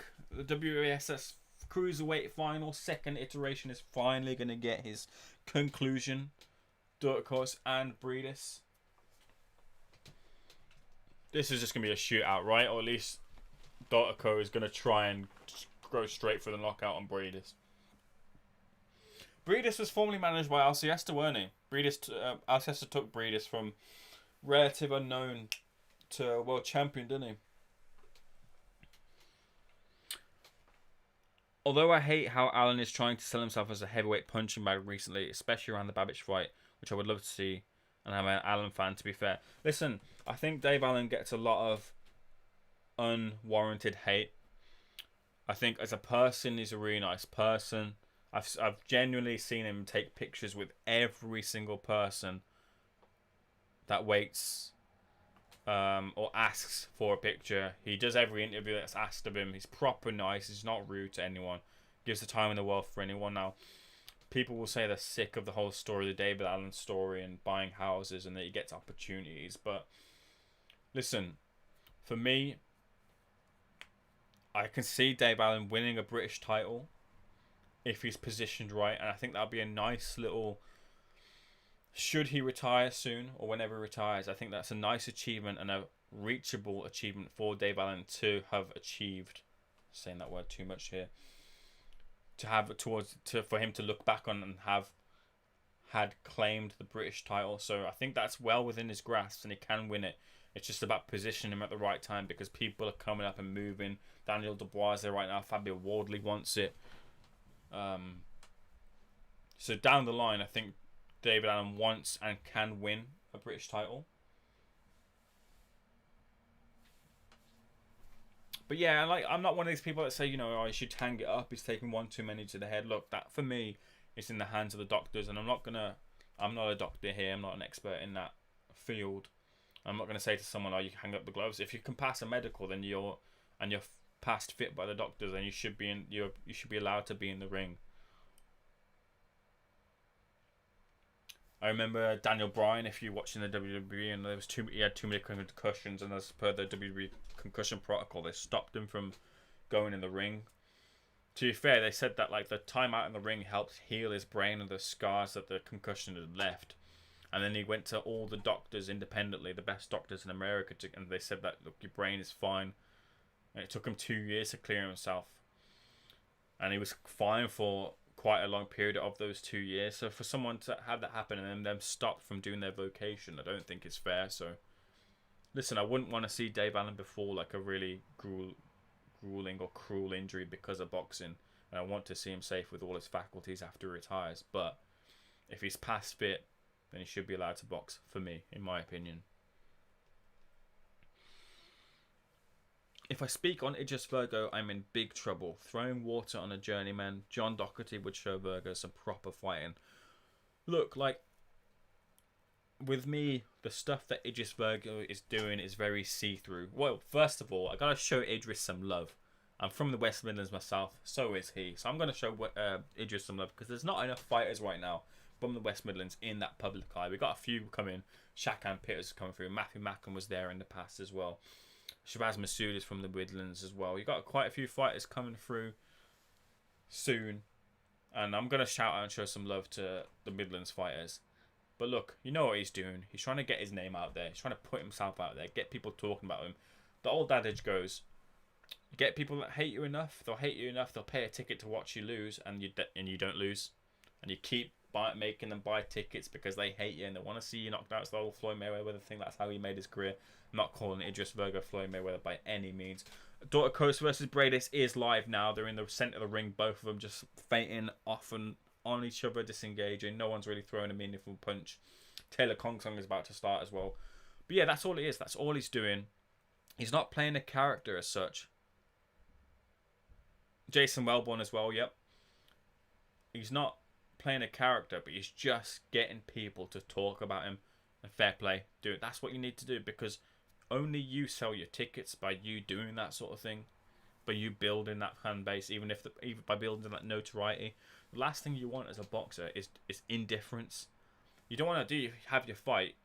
And there are plenty of boxers I could name here, and I won't because I don't think it's fair. But you don't want to have your fight, and then tomorrow you're forgotten about, or down the line a week you're forgotten about. So Idris Virgo's done his thing, and a week later, 2 weeks later, 3 weeks later, people are talking about him. Liam Williams is talking about him, putting some stuff there out on Twitter. Lots of fighters want to fight him. Keeman Agyarko. Other fighters want to do him in, but they're talking about him, and that's the thing. You got to keep your name in their mouths. So I think he's going the right way about it, even though he's been a bit of a prick or prickish behaviour. I don't hate it. Jab by Briedis, jab in return from Dortico.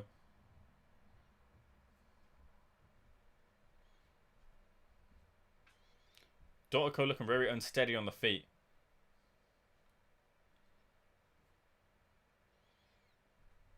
Nothing really telling has been landed by either fighter here.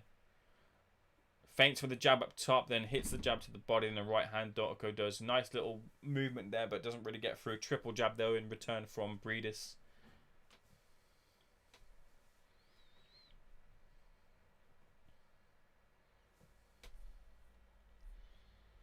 If you're new in here, smash the like and subscribe button, as it helps me so much. I'm trying to get my way towards 200. So if you're new here, join us on the future live streams as well. I do all these live streams for the big fights. So smash the like and subscribe button. It'd be great to reach 180 if I can by the end of this stream. Right hand to the body from Dortico. Briedis takes it well, then moves off of the ropes. There's a big ring here. Very big ring.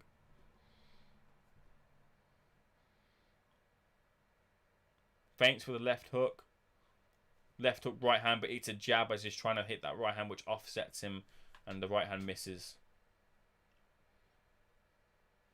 First round goes. I'm not really going to score this fight. I'm just going to watch it. We're just getting a package here from ESPN of Josh Taylor shooting to the body and winning the WBSS tournament himself against Regis Prograis. That was a cracking fight last year, weren't it? Prograis versus Taylor. And then what was it? Chisora? Was Chisora Spilker on that card, or was it Chisora versus Price on that card? I can't remember now. It was Chisora Price, wasn't it? Yeah, I think it was. Now, honestly, I love Alan Owen White saying this. Love Alan. I respect the guy so much, like everything he does for Danny, his family, and everything else he does. Yeah, he's put a lot of money into, back into Doncaster. Danny Morrell, he's got him a pro contract. He's got him signed with MTK. He's got himself signed to MTK. Stuff with Jay McFarlane. He's got his group of fellas. He seems content. He's out coaching them. And you never know. You never know, really. If Dave Allen, if that also gives him purpose after boxing as well, that's great too. So I like what Dave Allen's got going for him right now. Double jab from Mairis Briedis. Up top into the head from Dorticos. He's told to lift the gloves up, but I don't think it landed that south of the belt line there.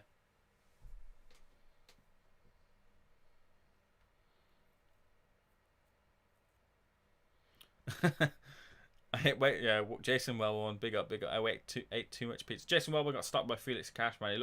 Jason Wellborn's just taken too much punishment throughout the career, hasn't he? Ate too much pizza, dude. I've put on half a stone over this lockdown period. I'm trying to get back to my own boxing, but boxing's not back on at the gym, so my coach can't do it there. And he's doing his own sessions, but I just haven't found the time to go, which is annoying. I just want to punch like a punch bag and get back into that rhythm. So annoying.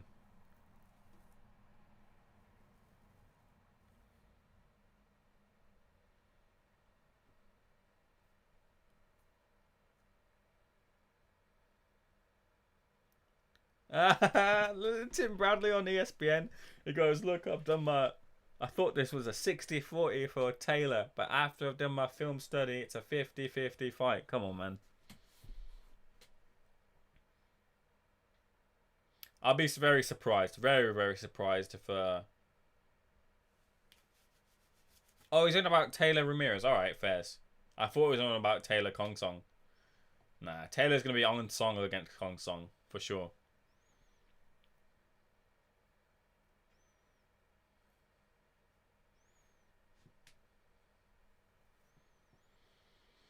Very interesting, actually, as well. Look, this is Josh Taylor's first fight with Ben Davison.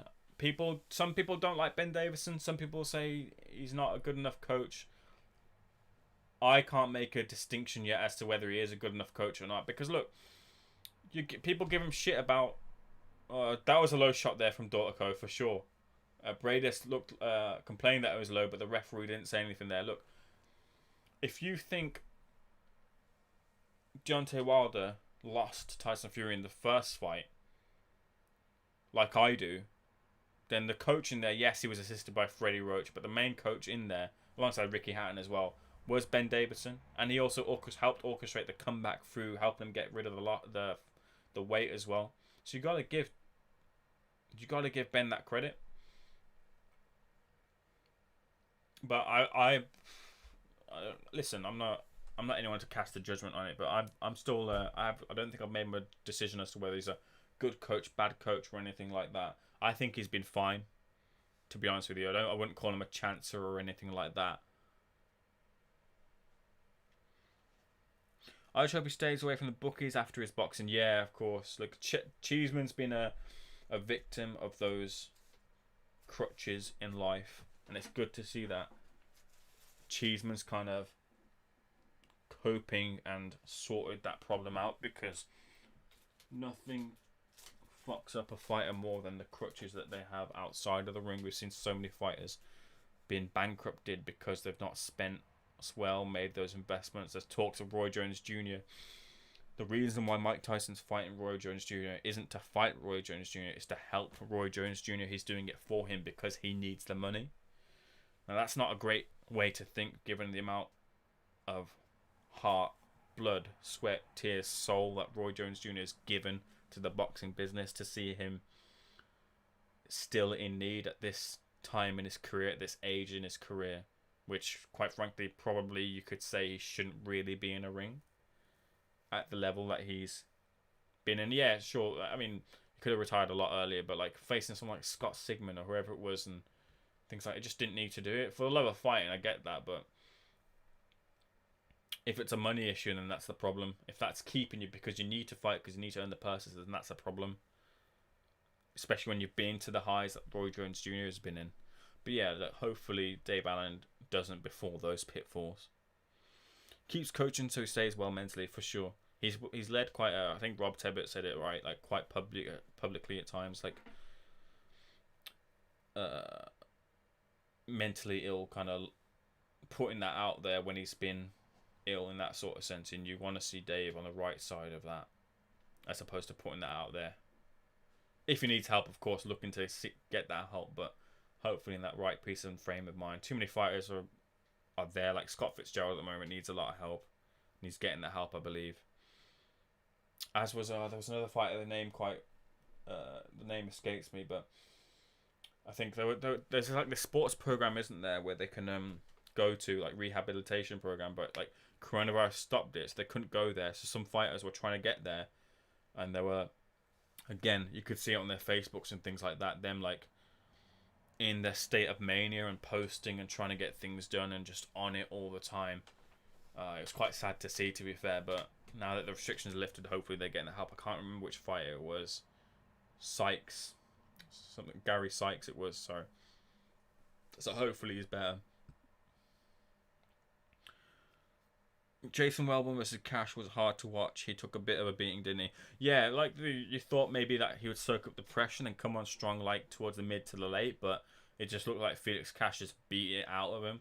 But the problem is with someone like Jason Wellborn is he's taken so much in his fights that I think that's just beaten out of him. That kind of will and that ability to absorb has just gone. Left hook, nice left hook there from Dorticos.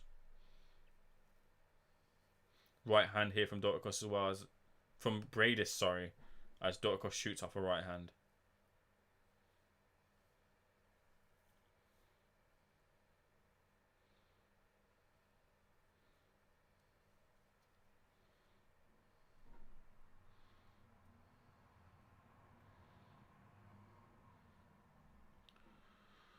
Was definitely in there for a payday. Yeah, I hope he got his payday after taking all those punches. Fucking hell. Ben has a good boxing brain, in my opinion, although I can understand the critique he gets around Fury. But yeah, look, some people see it as a elite level mistake that he made, telling Tyson Fury to back off as opposed to being on the front foot against someone like Deontay Wilder and Freddie Roach came in and gave him that criticism. But the thing is, I see it as an elite level lesson as opposed to a mistake. Because like I said to you, if I see it that Tyson Fury won that fight, then yes, sure, it was. If you might want to see it as a mistake, but he still won, in my opinion, and I've got to follow that through. And Ben Davison was the coach at the time, so he has to be taking that credit. You can't take the credit away from him. That wasn't by mistake. Ben Davison has had his input in that influence of style. Look, you can see how the way Fury fought against Wilder the first time round compared to the second time round. And in both fights, for me, he won. Obviously, in the second fight he won, but in the first fight he won as well. So you got to give him the credit, man. The clips I've seen from Roy Jones have me worried, lol. The only clips I've seen are like him promoting the fight on the Triller. I've seen Fight Up have done a lot of views and a lot of videos with him, but I've not watched them. Single jab to the body and head from Dorticos here. I thought the fight would kind of explode into some sort of wildfire. I don't know what round we're in, actually. Let's have a look at the round. Can't even see the rounds. It's not on there. There's no like overlay to tell you what round we're in. I think it's the 4th or the 5th. But yeah, this hasn't caught fire as I thought it would, and they're not putting on Taylor out just yet either, so maybe they're waiting for this to finish. Whilst that's coming on, I don't know if you guys saw Jose Burton taking on Ricardo Bolotniks. Jose Burton losing quite wide on the scorecards, took 2 standing 8 counts. I think the second standing 8 count was a little bit unfair on the in the 9th round. But yeah, he seemed like he thought he'd won the fight, but on the cards he lost quite wide, and that cuts the dream of the golden contract. Nice little shovel uppercut there from Dorticos to the body of Briedis there, who takes it.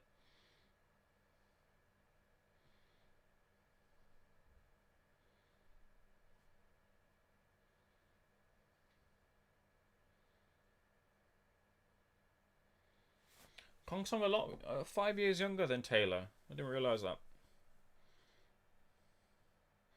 This is Khongsong's greatest night ever, isn't it? And those percentages that might come out of a boxer, you might see that here.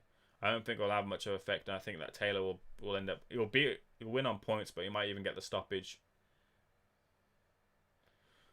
Thomas Triber is now giving the introductions for Taylor and Khongsong, so it's going to happen very soon. So we'll get that overlap here, but that's fine, not a problem. Can keep our eyes on both of them. Whichever one's the kind of better fight we'll switch over to, no worries. But I've got both fights on here, so all good.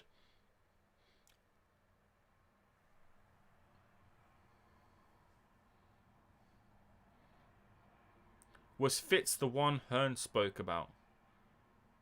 What did Hearn say? It might have been. It depends what Hearn said.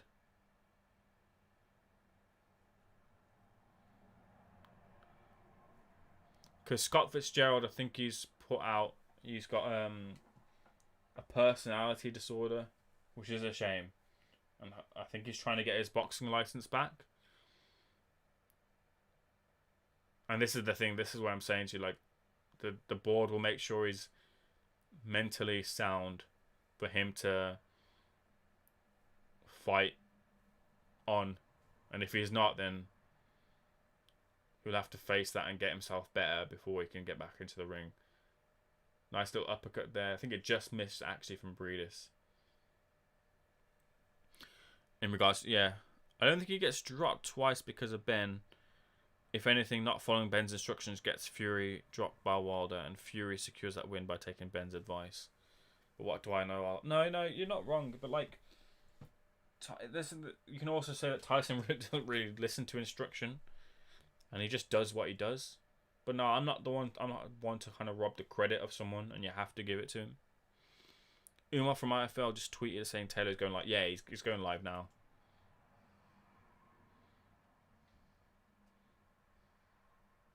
I think it was in an IFL interview about Scott coming to him about his struggles over lockdown or something along them lines. It's a very distorted memory in the back of my head.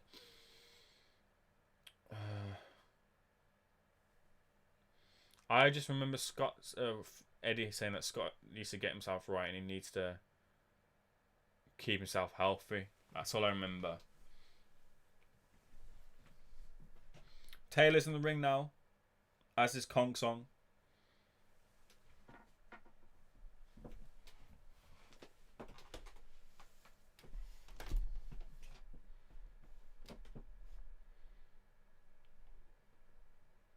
Nice left hook there from Briedis.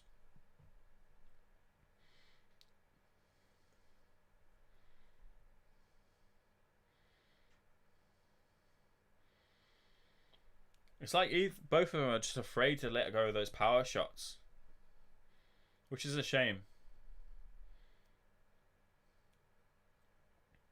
There, nice right hand to the body from Briedis. Then a 5-punch combination with a nice... The eye-catching punch was an overhand right, partially blocked on the gloves from Dorticos.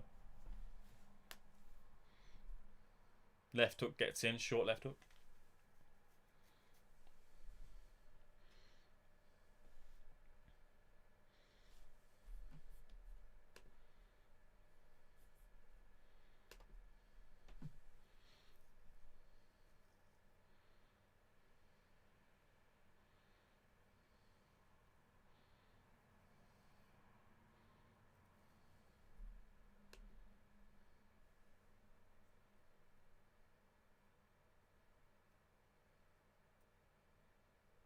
Do I get my work done now or wake up early tomorrow and do it on top of my Sunday work? What work have you got to do, Owen? You're revising or something?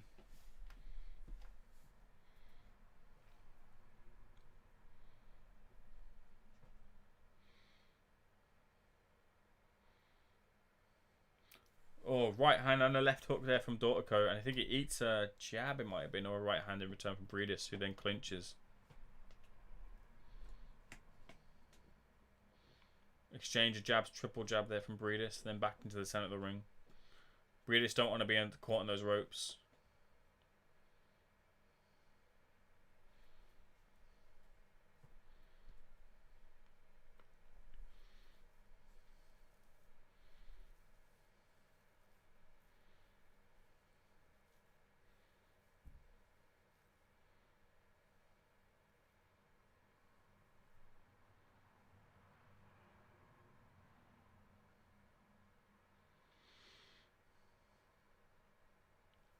Josh Taylor's just getting his introduction now, so in about a minute or so we'll get the first bell for the first round of Taylor versus Khongsong. Taylor getting the win on points or late late stoppage, I predict here. They're now looking to just throw at each other here, Briedis and Dorticos. Now it's starting to heat up. It's just, that round's just finished, but I just saw both fighters trying to throw that and land that right hand.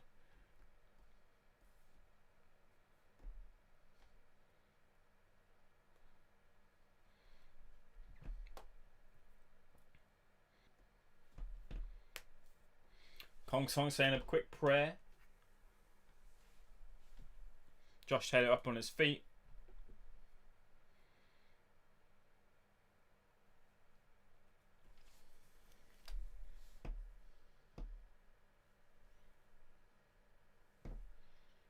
Here we go. A jab and a right hand straight out the gate from Khongsong.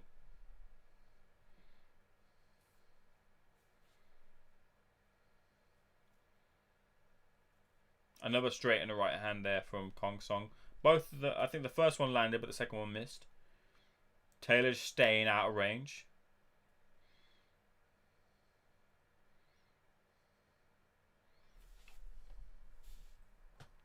That's that kind of being out of range and then putting that hand out. I see Shabazz Masood do it. I see Josh Taylor doing it. That's a Ben Davison staple there.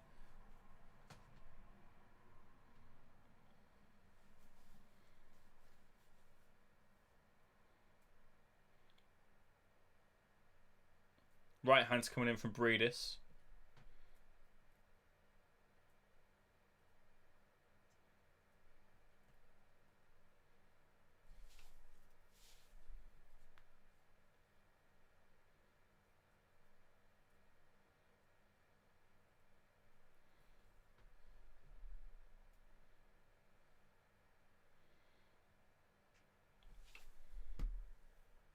Briedis swing and a miss with a right hook.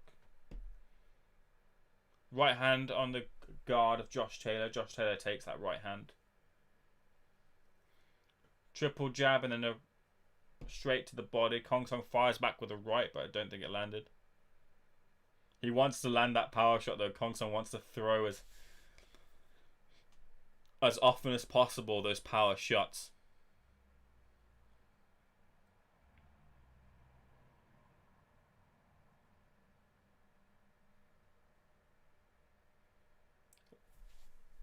Lead hand there from Josh. Jack putting the jab out. Feinting.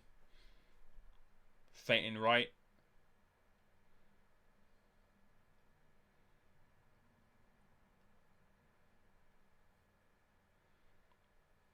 Now resetting. Ducks under a jab and a right hand. Pushes his opponent back to the ropes. Khongsong is down and out. What? Was it a headbutt? I think the head clashed with Josh Taylor's head. The head and the chin. He's not getting up here. And it's done. He's rolling around. What is going on here? I think Taylor's head hit the chin or a head like on the head of Khongsong. And he's in a lot of pain here. Or it was a shot. He looks in a lot of pain. It looked like on first instance it was a clash of heads. But I might have seen that wrong because it all happened very quickly. Unless it was a short, maybe right hand that came in. Was it body? Was it the head? Need a replay here. But either way, the fight stopped in the first round.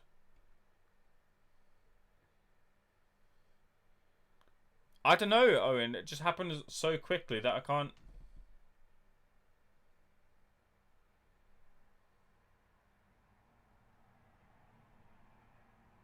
Dude, I don't even know there. Oh, is it left? Yeah, okay. Left hook to the body, right on the liver shot. Yeah. So I'm selling Josh Taylor a little bit short. I thought it looked like really quickly like the head kind of hit the thingy, but Josh Taylor just ripped a body shot. Khongsong is still down. And an easy night's work there for Josh Taylor. Yeah, as they came in, I thought maybe there was a head clash because the heads kind of looked like they clashed. And then Khongsong went down. But in amongst that was a nice, sweet left hook to the body. And Khongsong is still down.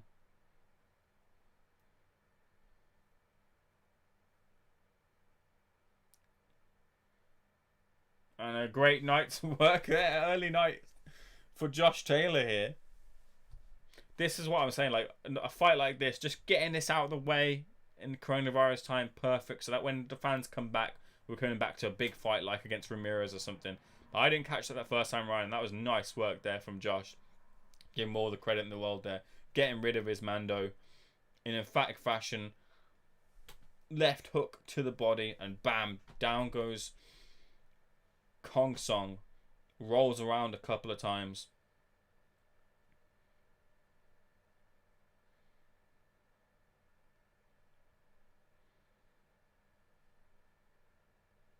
Still down. Right hand here over the top from Dorticos. The clinch and it's getting a little bit messy in there. Everything I'm reading is saying body shot. Yeah, it was a body shot, Owen. Now I have some test results to put in some data websites. Struggles of teaching a year 5 class in your first year of teaching, having no organisation skills. So you've done your PGCE. You've done your. Are you in your NQT, or is it the year after your NQT? I've got a few mates who've done the PGCE, and some of them really struggle. They struggled in the PGCE. Now they're struggling during the teaching. One of my mates, the best mate, is a TA, so I know quite a bit about that. But yeah, I don't envy teachers. They do a lot of good work, but it's all for the children, right? 90s papers, and I have to put the mark out of every question on every paper, so it would take me some time. Yeah, I don't envy you, pal. I'm still doing. I did my last exam in August. My results on October 22nd. If I've passed that, then I've just got 2 bits of coursework to do, and then I'm done with my masters. So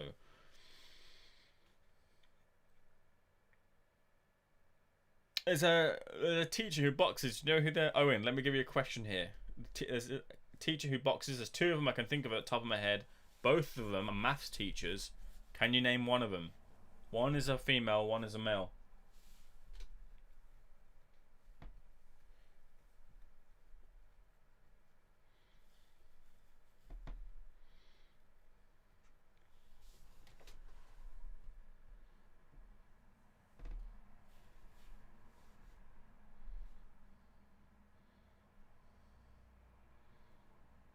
Josh Taylor is announced the winner. 2 minutes and 41 seconds it took him to get Apinun Khongsong out of the ring. I thought he'd stop him late. What do I know, eh? Josh Taylor gets the job done. So we switch back over to Briedis versus Dorticos. Yeah, lucky I didn't do PGC. I did a 3-year degree specialised in primary teachers. Didn't. Okay. But NQT is hard work. Yeah, hell yeah.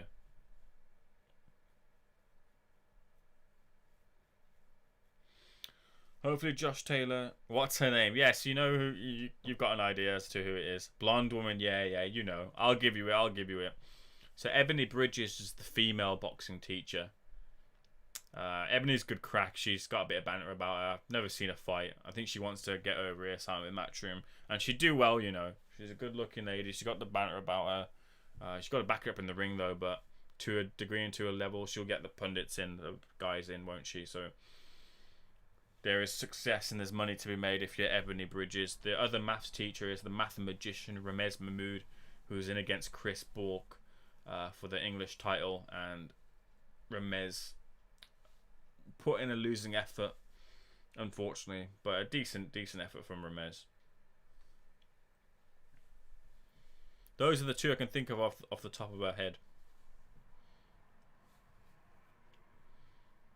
Right then, so once this fight with Briedis and Dorticos ends, I'll be switching over to Boxing News TV, where myself, Steve Wellings, and Elliot Foster, I believe, will be doing a review on the fights that we've seen tonight, as well as predicting the Charlo card, as well as talking about some of the fight news that's gone on. Talking about Mayweather, Logan Paul, talking about Chisora Usyk, talking about Jones Jr., Pacquiao McGregor, which is just a weird fight. Ben put out a tweet saying Kell's waiting on Crawford. Crawford's waiting on Manny. And Manny and McGregor's waiting on Manny. So that's how it went. And that's why Crawford's fighting Brooke and Manny's fighting McGregor. Because Crawford wanted Manny, and Aaron was trying to do that, weren't he?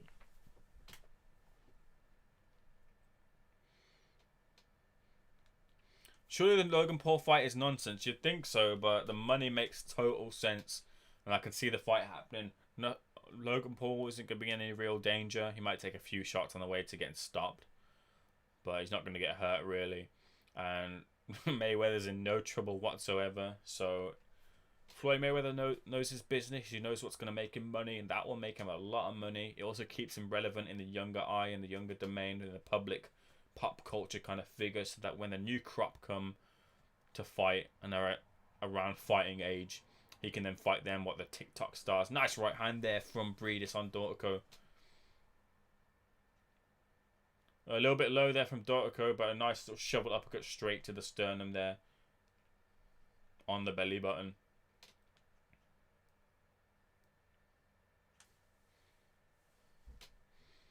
Double jab from Briedis.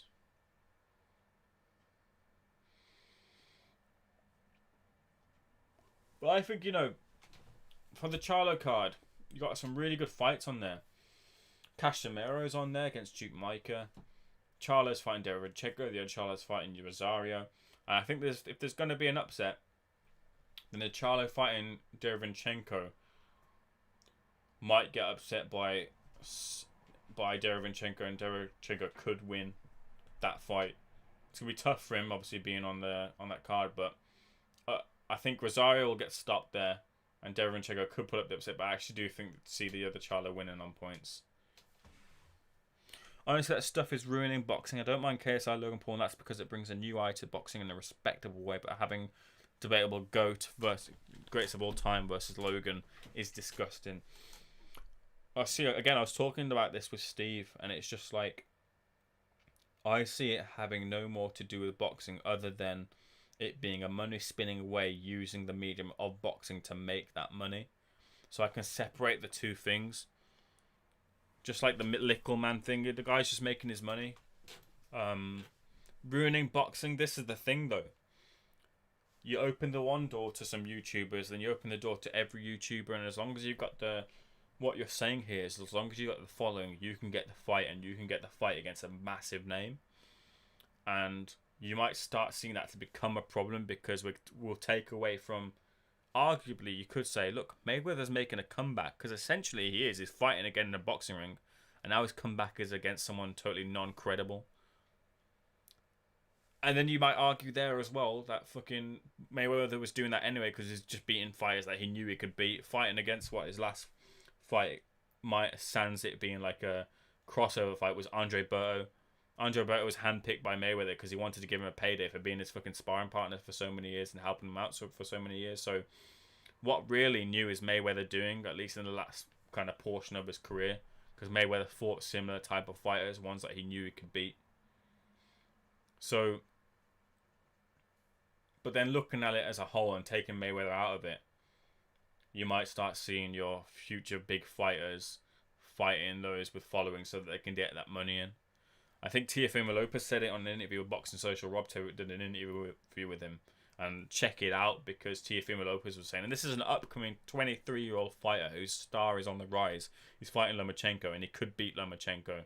I don't think he does, but he could beat him. And Teofimo Lopez is saying that if it gets too much happening, these YouTubers coming in, he wants to be out the sport, because he will see it as a clown sport. And if you've got a credible boxer coming in and a young boxer saying that, who you'd think would actually be on the side of it because he's in that kind of pop culture sphere, it's his generation, then I think that says a lot for how a lot of the boxers are seeing it. And it is a shame, but it is just money for me. So I don't really hate it, to be honest with you. Will I watch it? Yeah, I might watch it, you know what I mean? But not because, whoa, this is a sick boxing fight, yo. More just fuck it, you know. It's on and it's light entertainment, you know? And to be fair, it's like wrestling, isn't it? Because the press conferences will be entertaining. And I like a bit of that trash talk. Nice overhand right there from Dortico. I like a bit of that, so I'm not too fussed. I ain't gonna buy it. Fuck buying it. Fuck that. But is it ruining boxing? That's a conversation like a couple of years down the line, or maybe even sooner when we see more. If we see more of these fights happening, I don't think that's a trend I would want to see it go down either. Too often. Derevchenko is an animal. He is. It's just to see how much. Listen, I don't believe that. A lot of people think that Derevchenko beat Golovkin. I don't subscribe to that. I think Golovkin won. It was close, but Golovkin won. But for a fighter that people think that Golovkin lost to, Derevchenko, his face looked mashed. And he took a lot that night. It's just to see how much Derevchenko got taken out of him. But he is a beast, and he's going to give Charlo a lot of problems. And he is Charlo's greatest or toughest opponent to date. So we'll see. We'll see how he gets on. I'd hate to see fucking him get iced like Lubin did. But I'd give Charlie the credit if he does do that, because Derevyanchenko, maybe they've seen something, maybe they've heard something, maybe they know something about Derevyanchenko. But no, I think he'll give him that work, and it'll be a really nice fight. I just ain't staying up for it. Canelo's the new Mayweather cherry picking. Dude, the guy wants to fight fucking Avni Yildirim. Oh, fuck that, man. Fuck that. Just, if you can make the fight with David Benavidez, because he's not... I don't know if he's going to get Callum Smith. He's not going to get Saunders now. So just make the fight with Benavidez. Fucking Oscar De La Hoya. UFC Khabib. UFC Jorge Masvidal. Fuck that, man. I don't want to see shit.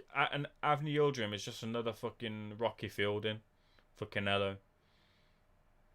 Sergey Kovalev. If you fought Sergey Kovalev when Yard fought him, then yeah, it would have been a better fight. But even Kovalev then was just pitter pattering, and it wasn't the proper Kovalev that you normally see. It's fucking annoying.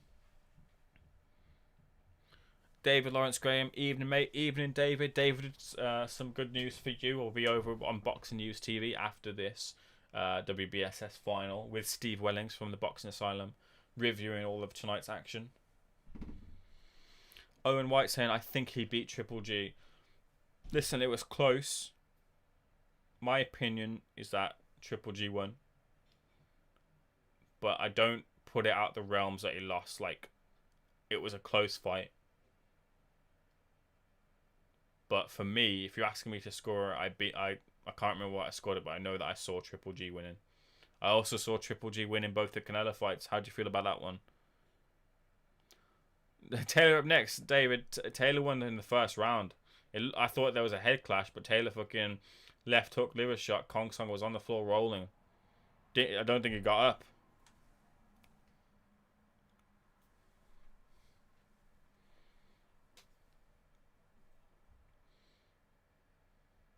So we're just on the Briedis vs. Dorticos WBSS final before we close up. If you're in here, smash the like and subscribe button. Help me get to 180 if you can, on the road to 180. Everything helps. Much more boxing content coming your way. Yes, Owen, see? Triple G won both Canelo fights. Yes, he did. And then, yeah, first 100% win. Second for me, 100% win as well. So now look at the pound for pound rankings, right? Look at the pound for pound rankings. Canelo's number 1. So where'd you put Triple G? If Triple G beat Canelo, where'd you put Triple G? Because he's beat Derevyanchenko, yeah, fine. After Triple G's fought Kovalev and Danny Jacobs and beat both of them. But Kovalev was fucking washed in that fight. He's not a washed fighter. There's still more in Kovalev. But after the Yard fight and looking like not the Kovalev we usually see, fucking not 100% Kovalev. Jacobs is a decent win, fair enough. I give him that. But do you put how far up do you put the Derevyanchenko win? So, and then he's got the 2 wins over Canelo. So that's why I don't really do pound for pound. I just have favourite fighters that I like to watch. I've just got up, rough night. Well, we'll keep you some company after this as well. Switch on over to Boxing News TV. Myself, Boxing Asylum, Steve Wellings, and Ben Fruki and Foz will all be reviewing tonight's action as well as talking some of the talking points here. So we'll keep you up, David, and keep you some company after a rough night. I had a night as well myself yesterday, so I know how you feel.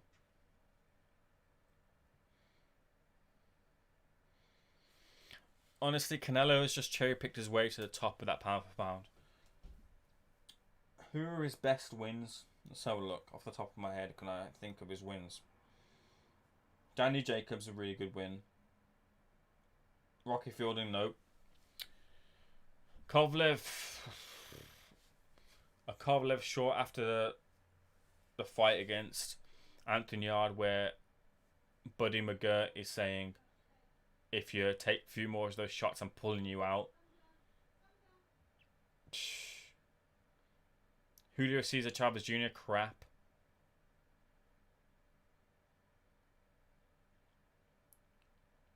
And weight drawn as well. I wouldn't be surprised, you know, if Gvozdyk comes out of retirement and fights fucking Canelo, if there's enough money put there. I wouldn't be surprised to see that. I know he took quite a beating from Beterbiev. But they're looking for an opponent. I wouldn't be surprised to see that. Khan. Listen. Khan was winning those rounds for me. It wasn't on the scorecards, but Khan was, I think he was like 4-2 up before that fucking crazy knockout. I remember seeing that. And legitimately I thought he was gone. It looked like he was dead.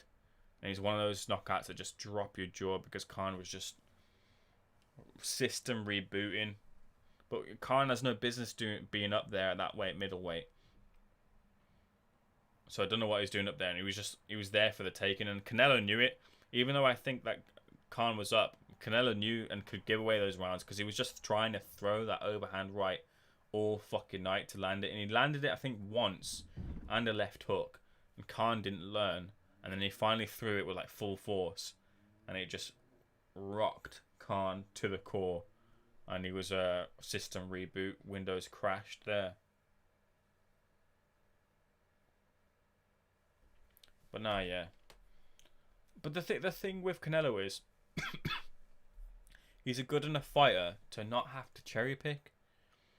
He's got the talent, but just the machines behind him, and they can do what they want. But yeah, I just don't think he needs that little boost. He doesn't need the 6 round ahead scorecard either.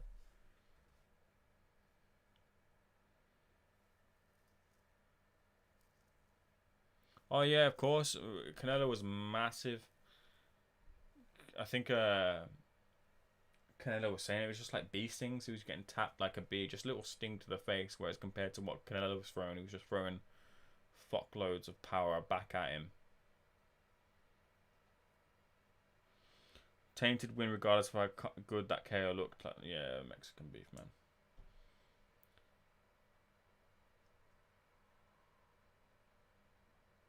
Oh, nice little shovel uppercut, right hand shovel uppercut from Dortico. 5 years ago, Khan Canelo, yeah. You'd give for a big fight like that now. Not Khan Canelo, I wouldn't see that, but I suppose you're sort of getting it, aren't we? Brooke Crawford. Maybe you can call that the equivalent. It's a pound for pound king against, you know, obviously Brooke and Khan have been rivals, haven't they? So it's sort of like an equivalent fight, a comparator fight. The real comparator was Brooke and Triple G and Khan Canelo, weren't it? Which are just both strange fights for both of them to take. Both of them fair enough, they dare to be great, but you know, I think the worst fight for either of them was probably Brooke because of the damage that he'd taken. I think the damage that he took in the Spence fight was due to because of the damage he took in the Golovkin fight. The doctor said to him, didn't they? Like, look, we can put this plate in, but there's a chance that the other one will break because of how it's set. And that's what happened. And can you imagine fucking Brooks at 147 against Crawford? Fucking hell. Like, Brooke will be a tough challenge for Crawford. It's not going to be Crawford the whole way, but the thing is, what's going to do Brooke is 147 at this stage of his career. And Crawford just throwing to the body. Don't get me wrong, like, Brooks got a special night in him and he can replicate his form against Sean Porter. And he will be tricky. But just that weight, at that weight, I don't see it going well for Brooke. Hey, they love that Mexican beef. Caught a few of them now, hasn't it? Well, the thing is, they've the WBC, is it WBC or has everyone moved the guidelines a little bit? So now that they're allowed a certain percentage of is it clenbuterol or whatever it is from the Mexican beef in their system, so they don't get popped, which is just ridiculous, man. Everyone should have a level playing field. Just give everyone some beef if they were fucking allowed that.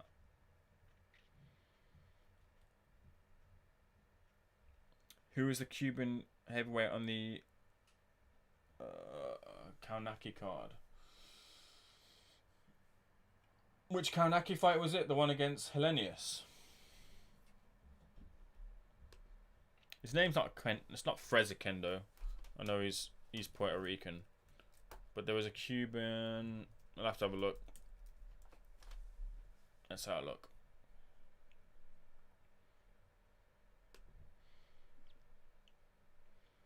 Don't know what round we're in for Briedis versus Dorticos.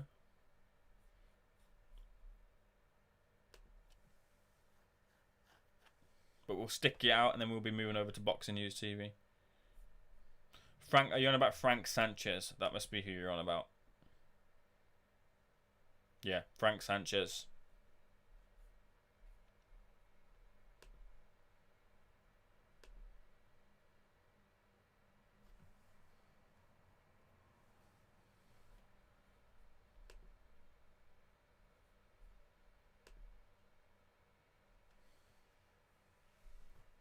Brooke shocked a bit, to my opinion. Hope he proves me wrong. Top fighter is Kell, but Crawford's far too good for him at this point.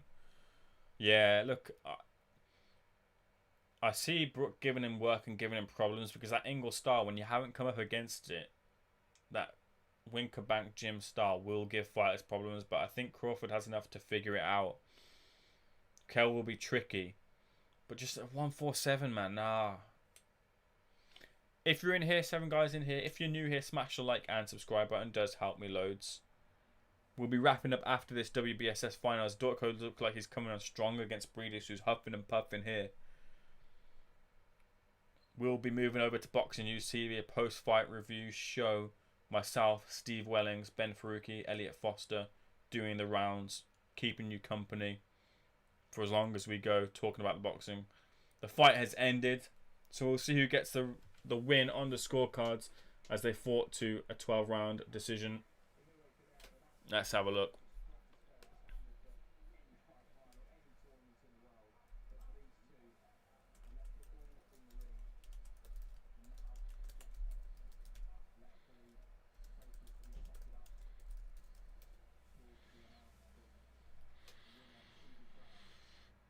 Yeah, I like the look of him. Solid 28-year-old fighter. Yeah, I haven't seen too much of Frank Sanchez. There was another fight. I can't remember the fighters. He was a prospect, but he just... no, I can't remember who it was. He was a Cuban fella, and he lost recently, but he looked decent. He was in a really good fight against like an Uzbeki or a Kazakh. Can't remember who it was. Brooke was a top fighter, I should have said. Let's see, that should have been something.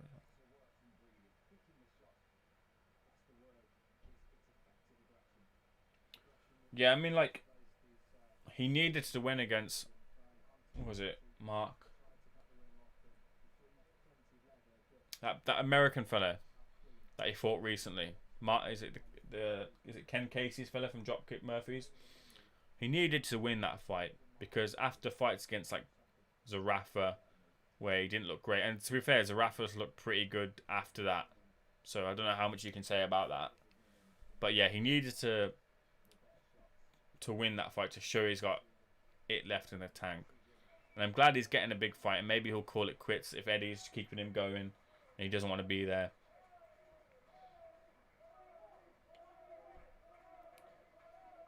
Imagine if he wins, though. Imagine if Kell Brook wins. Bob Arum stated that Josh Hare's next fight will be unification with... Brilliant. I don't see it being January because there are fights rarely put on pay-per-view in January, so I see that more likely being February. Jose Ramirez, that's really good. Is it pay-per-view, though? Because Bob Arum recently, well, obviously we know with Teofimo Lopez and Lomachenko, he's putting these big fights on free-to-air. And that would be great if that's on free-to-air. That's fantastic. So is it pay-per-view is the question. Just hope Kell does himself justice. Let's be honest, he's not a... Yeah, exactly. And that's going to be the telling factor, that 147. And it'll be shit to see that it's just the weight. Well, the weight issue will be a big part of it.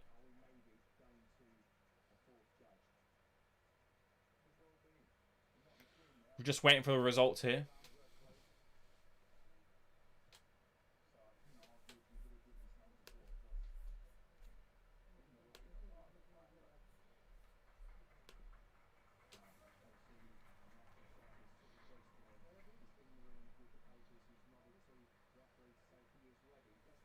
Getting the result read out now. So Briedis and Dorticos WBSS final.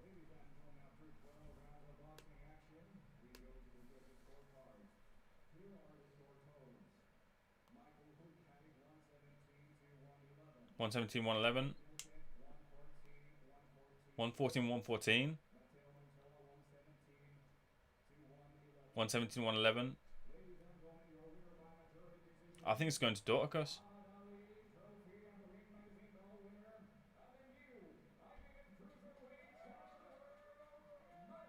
Oh, it's Briedis. Briedis gets it.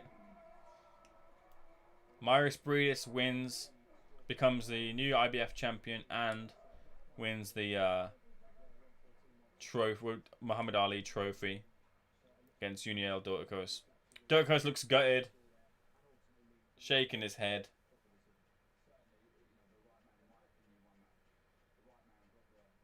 Commentators are saying that the right man won. I wasn't really scoring it, to be fair. I was just kind of watching it. But interesting scorecards. 117, 111 times 2.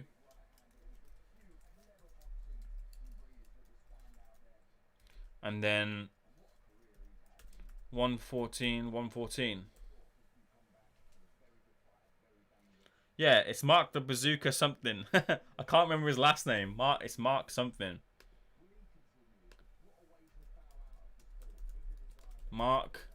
It's Mark something.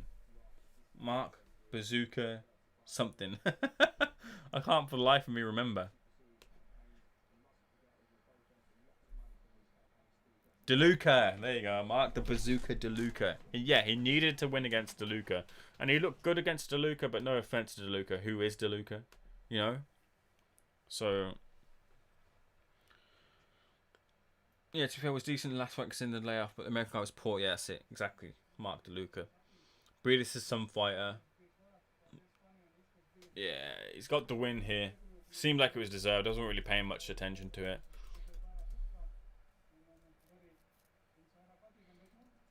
Let's have a look. Just pulling up Briedis'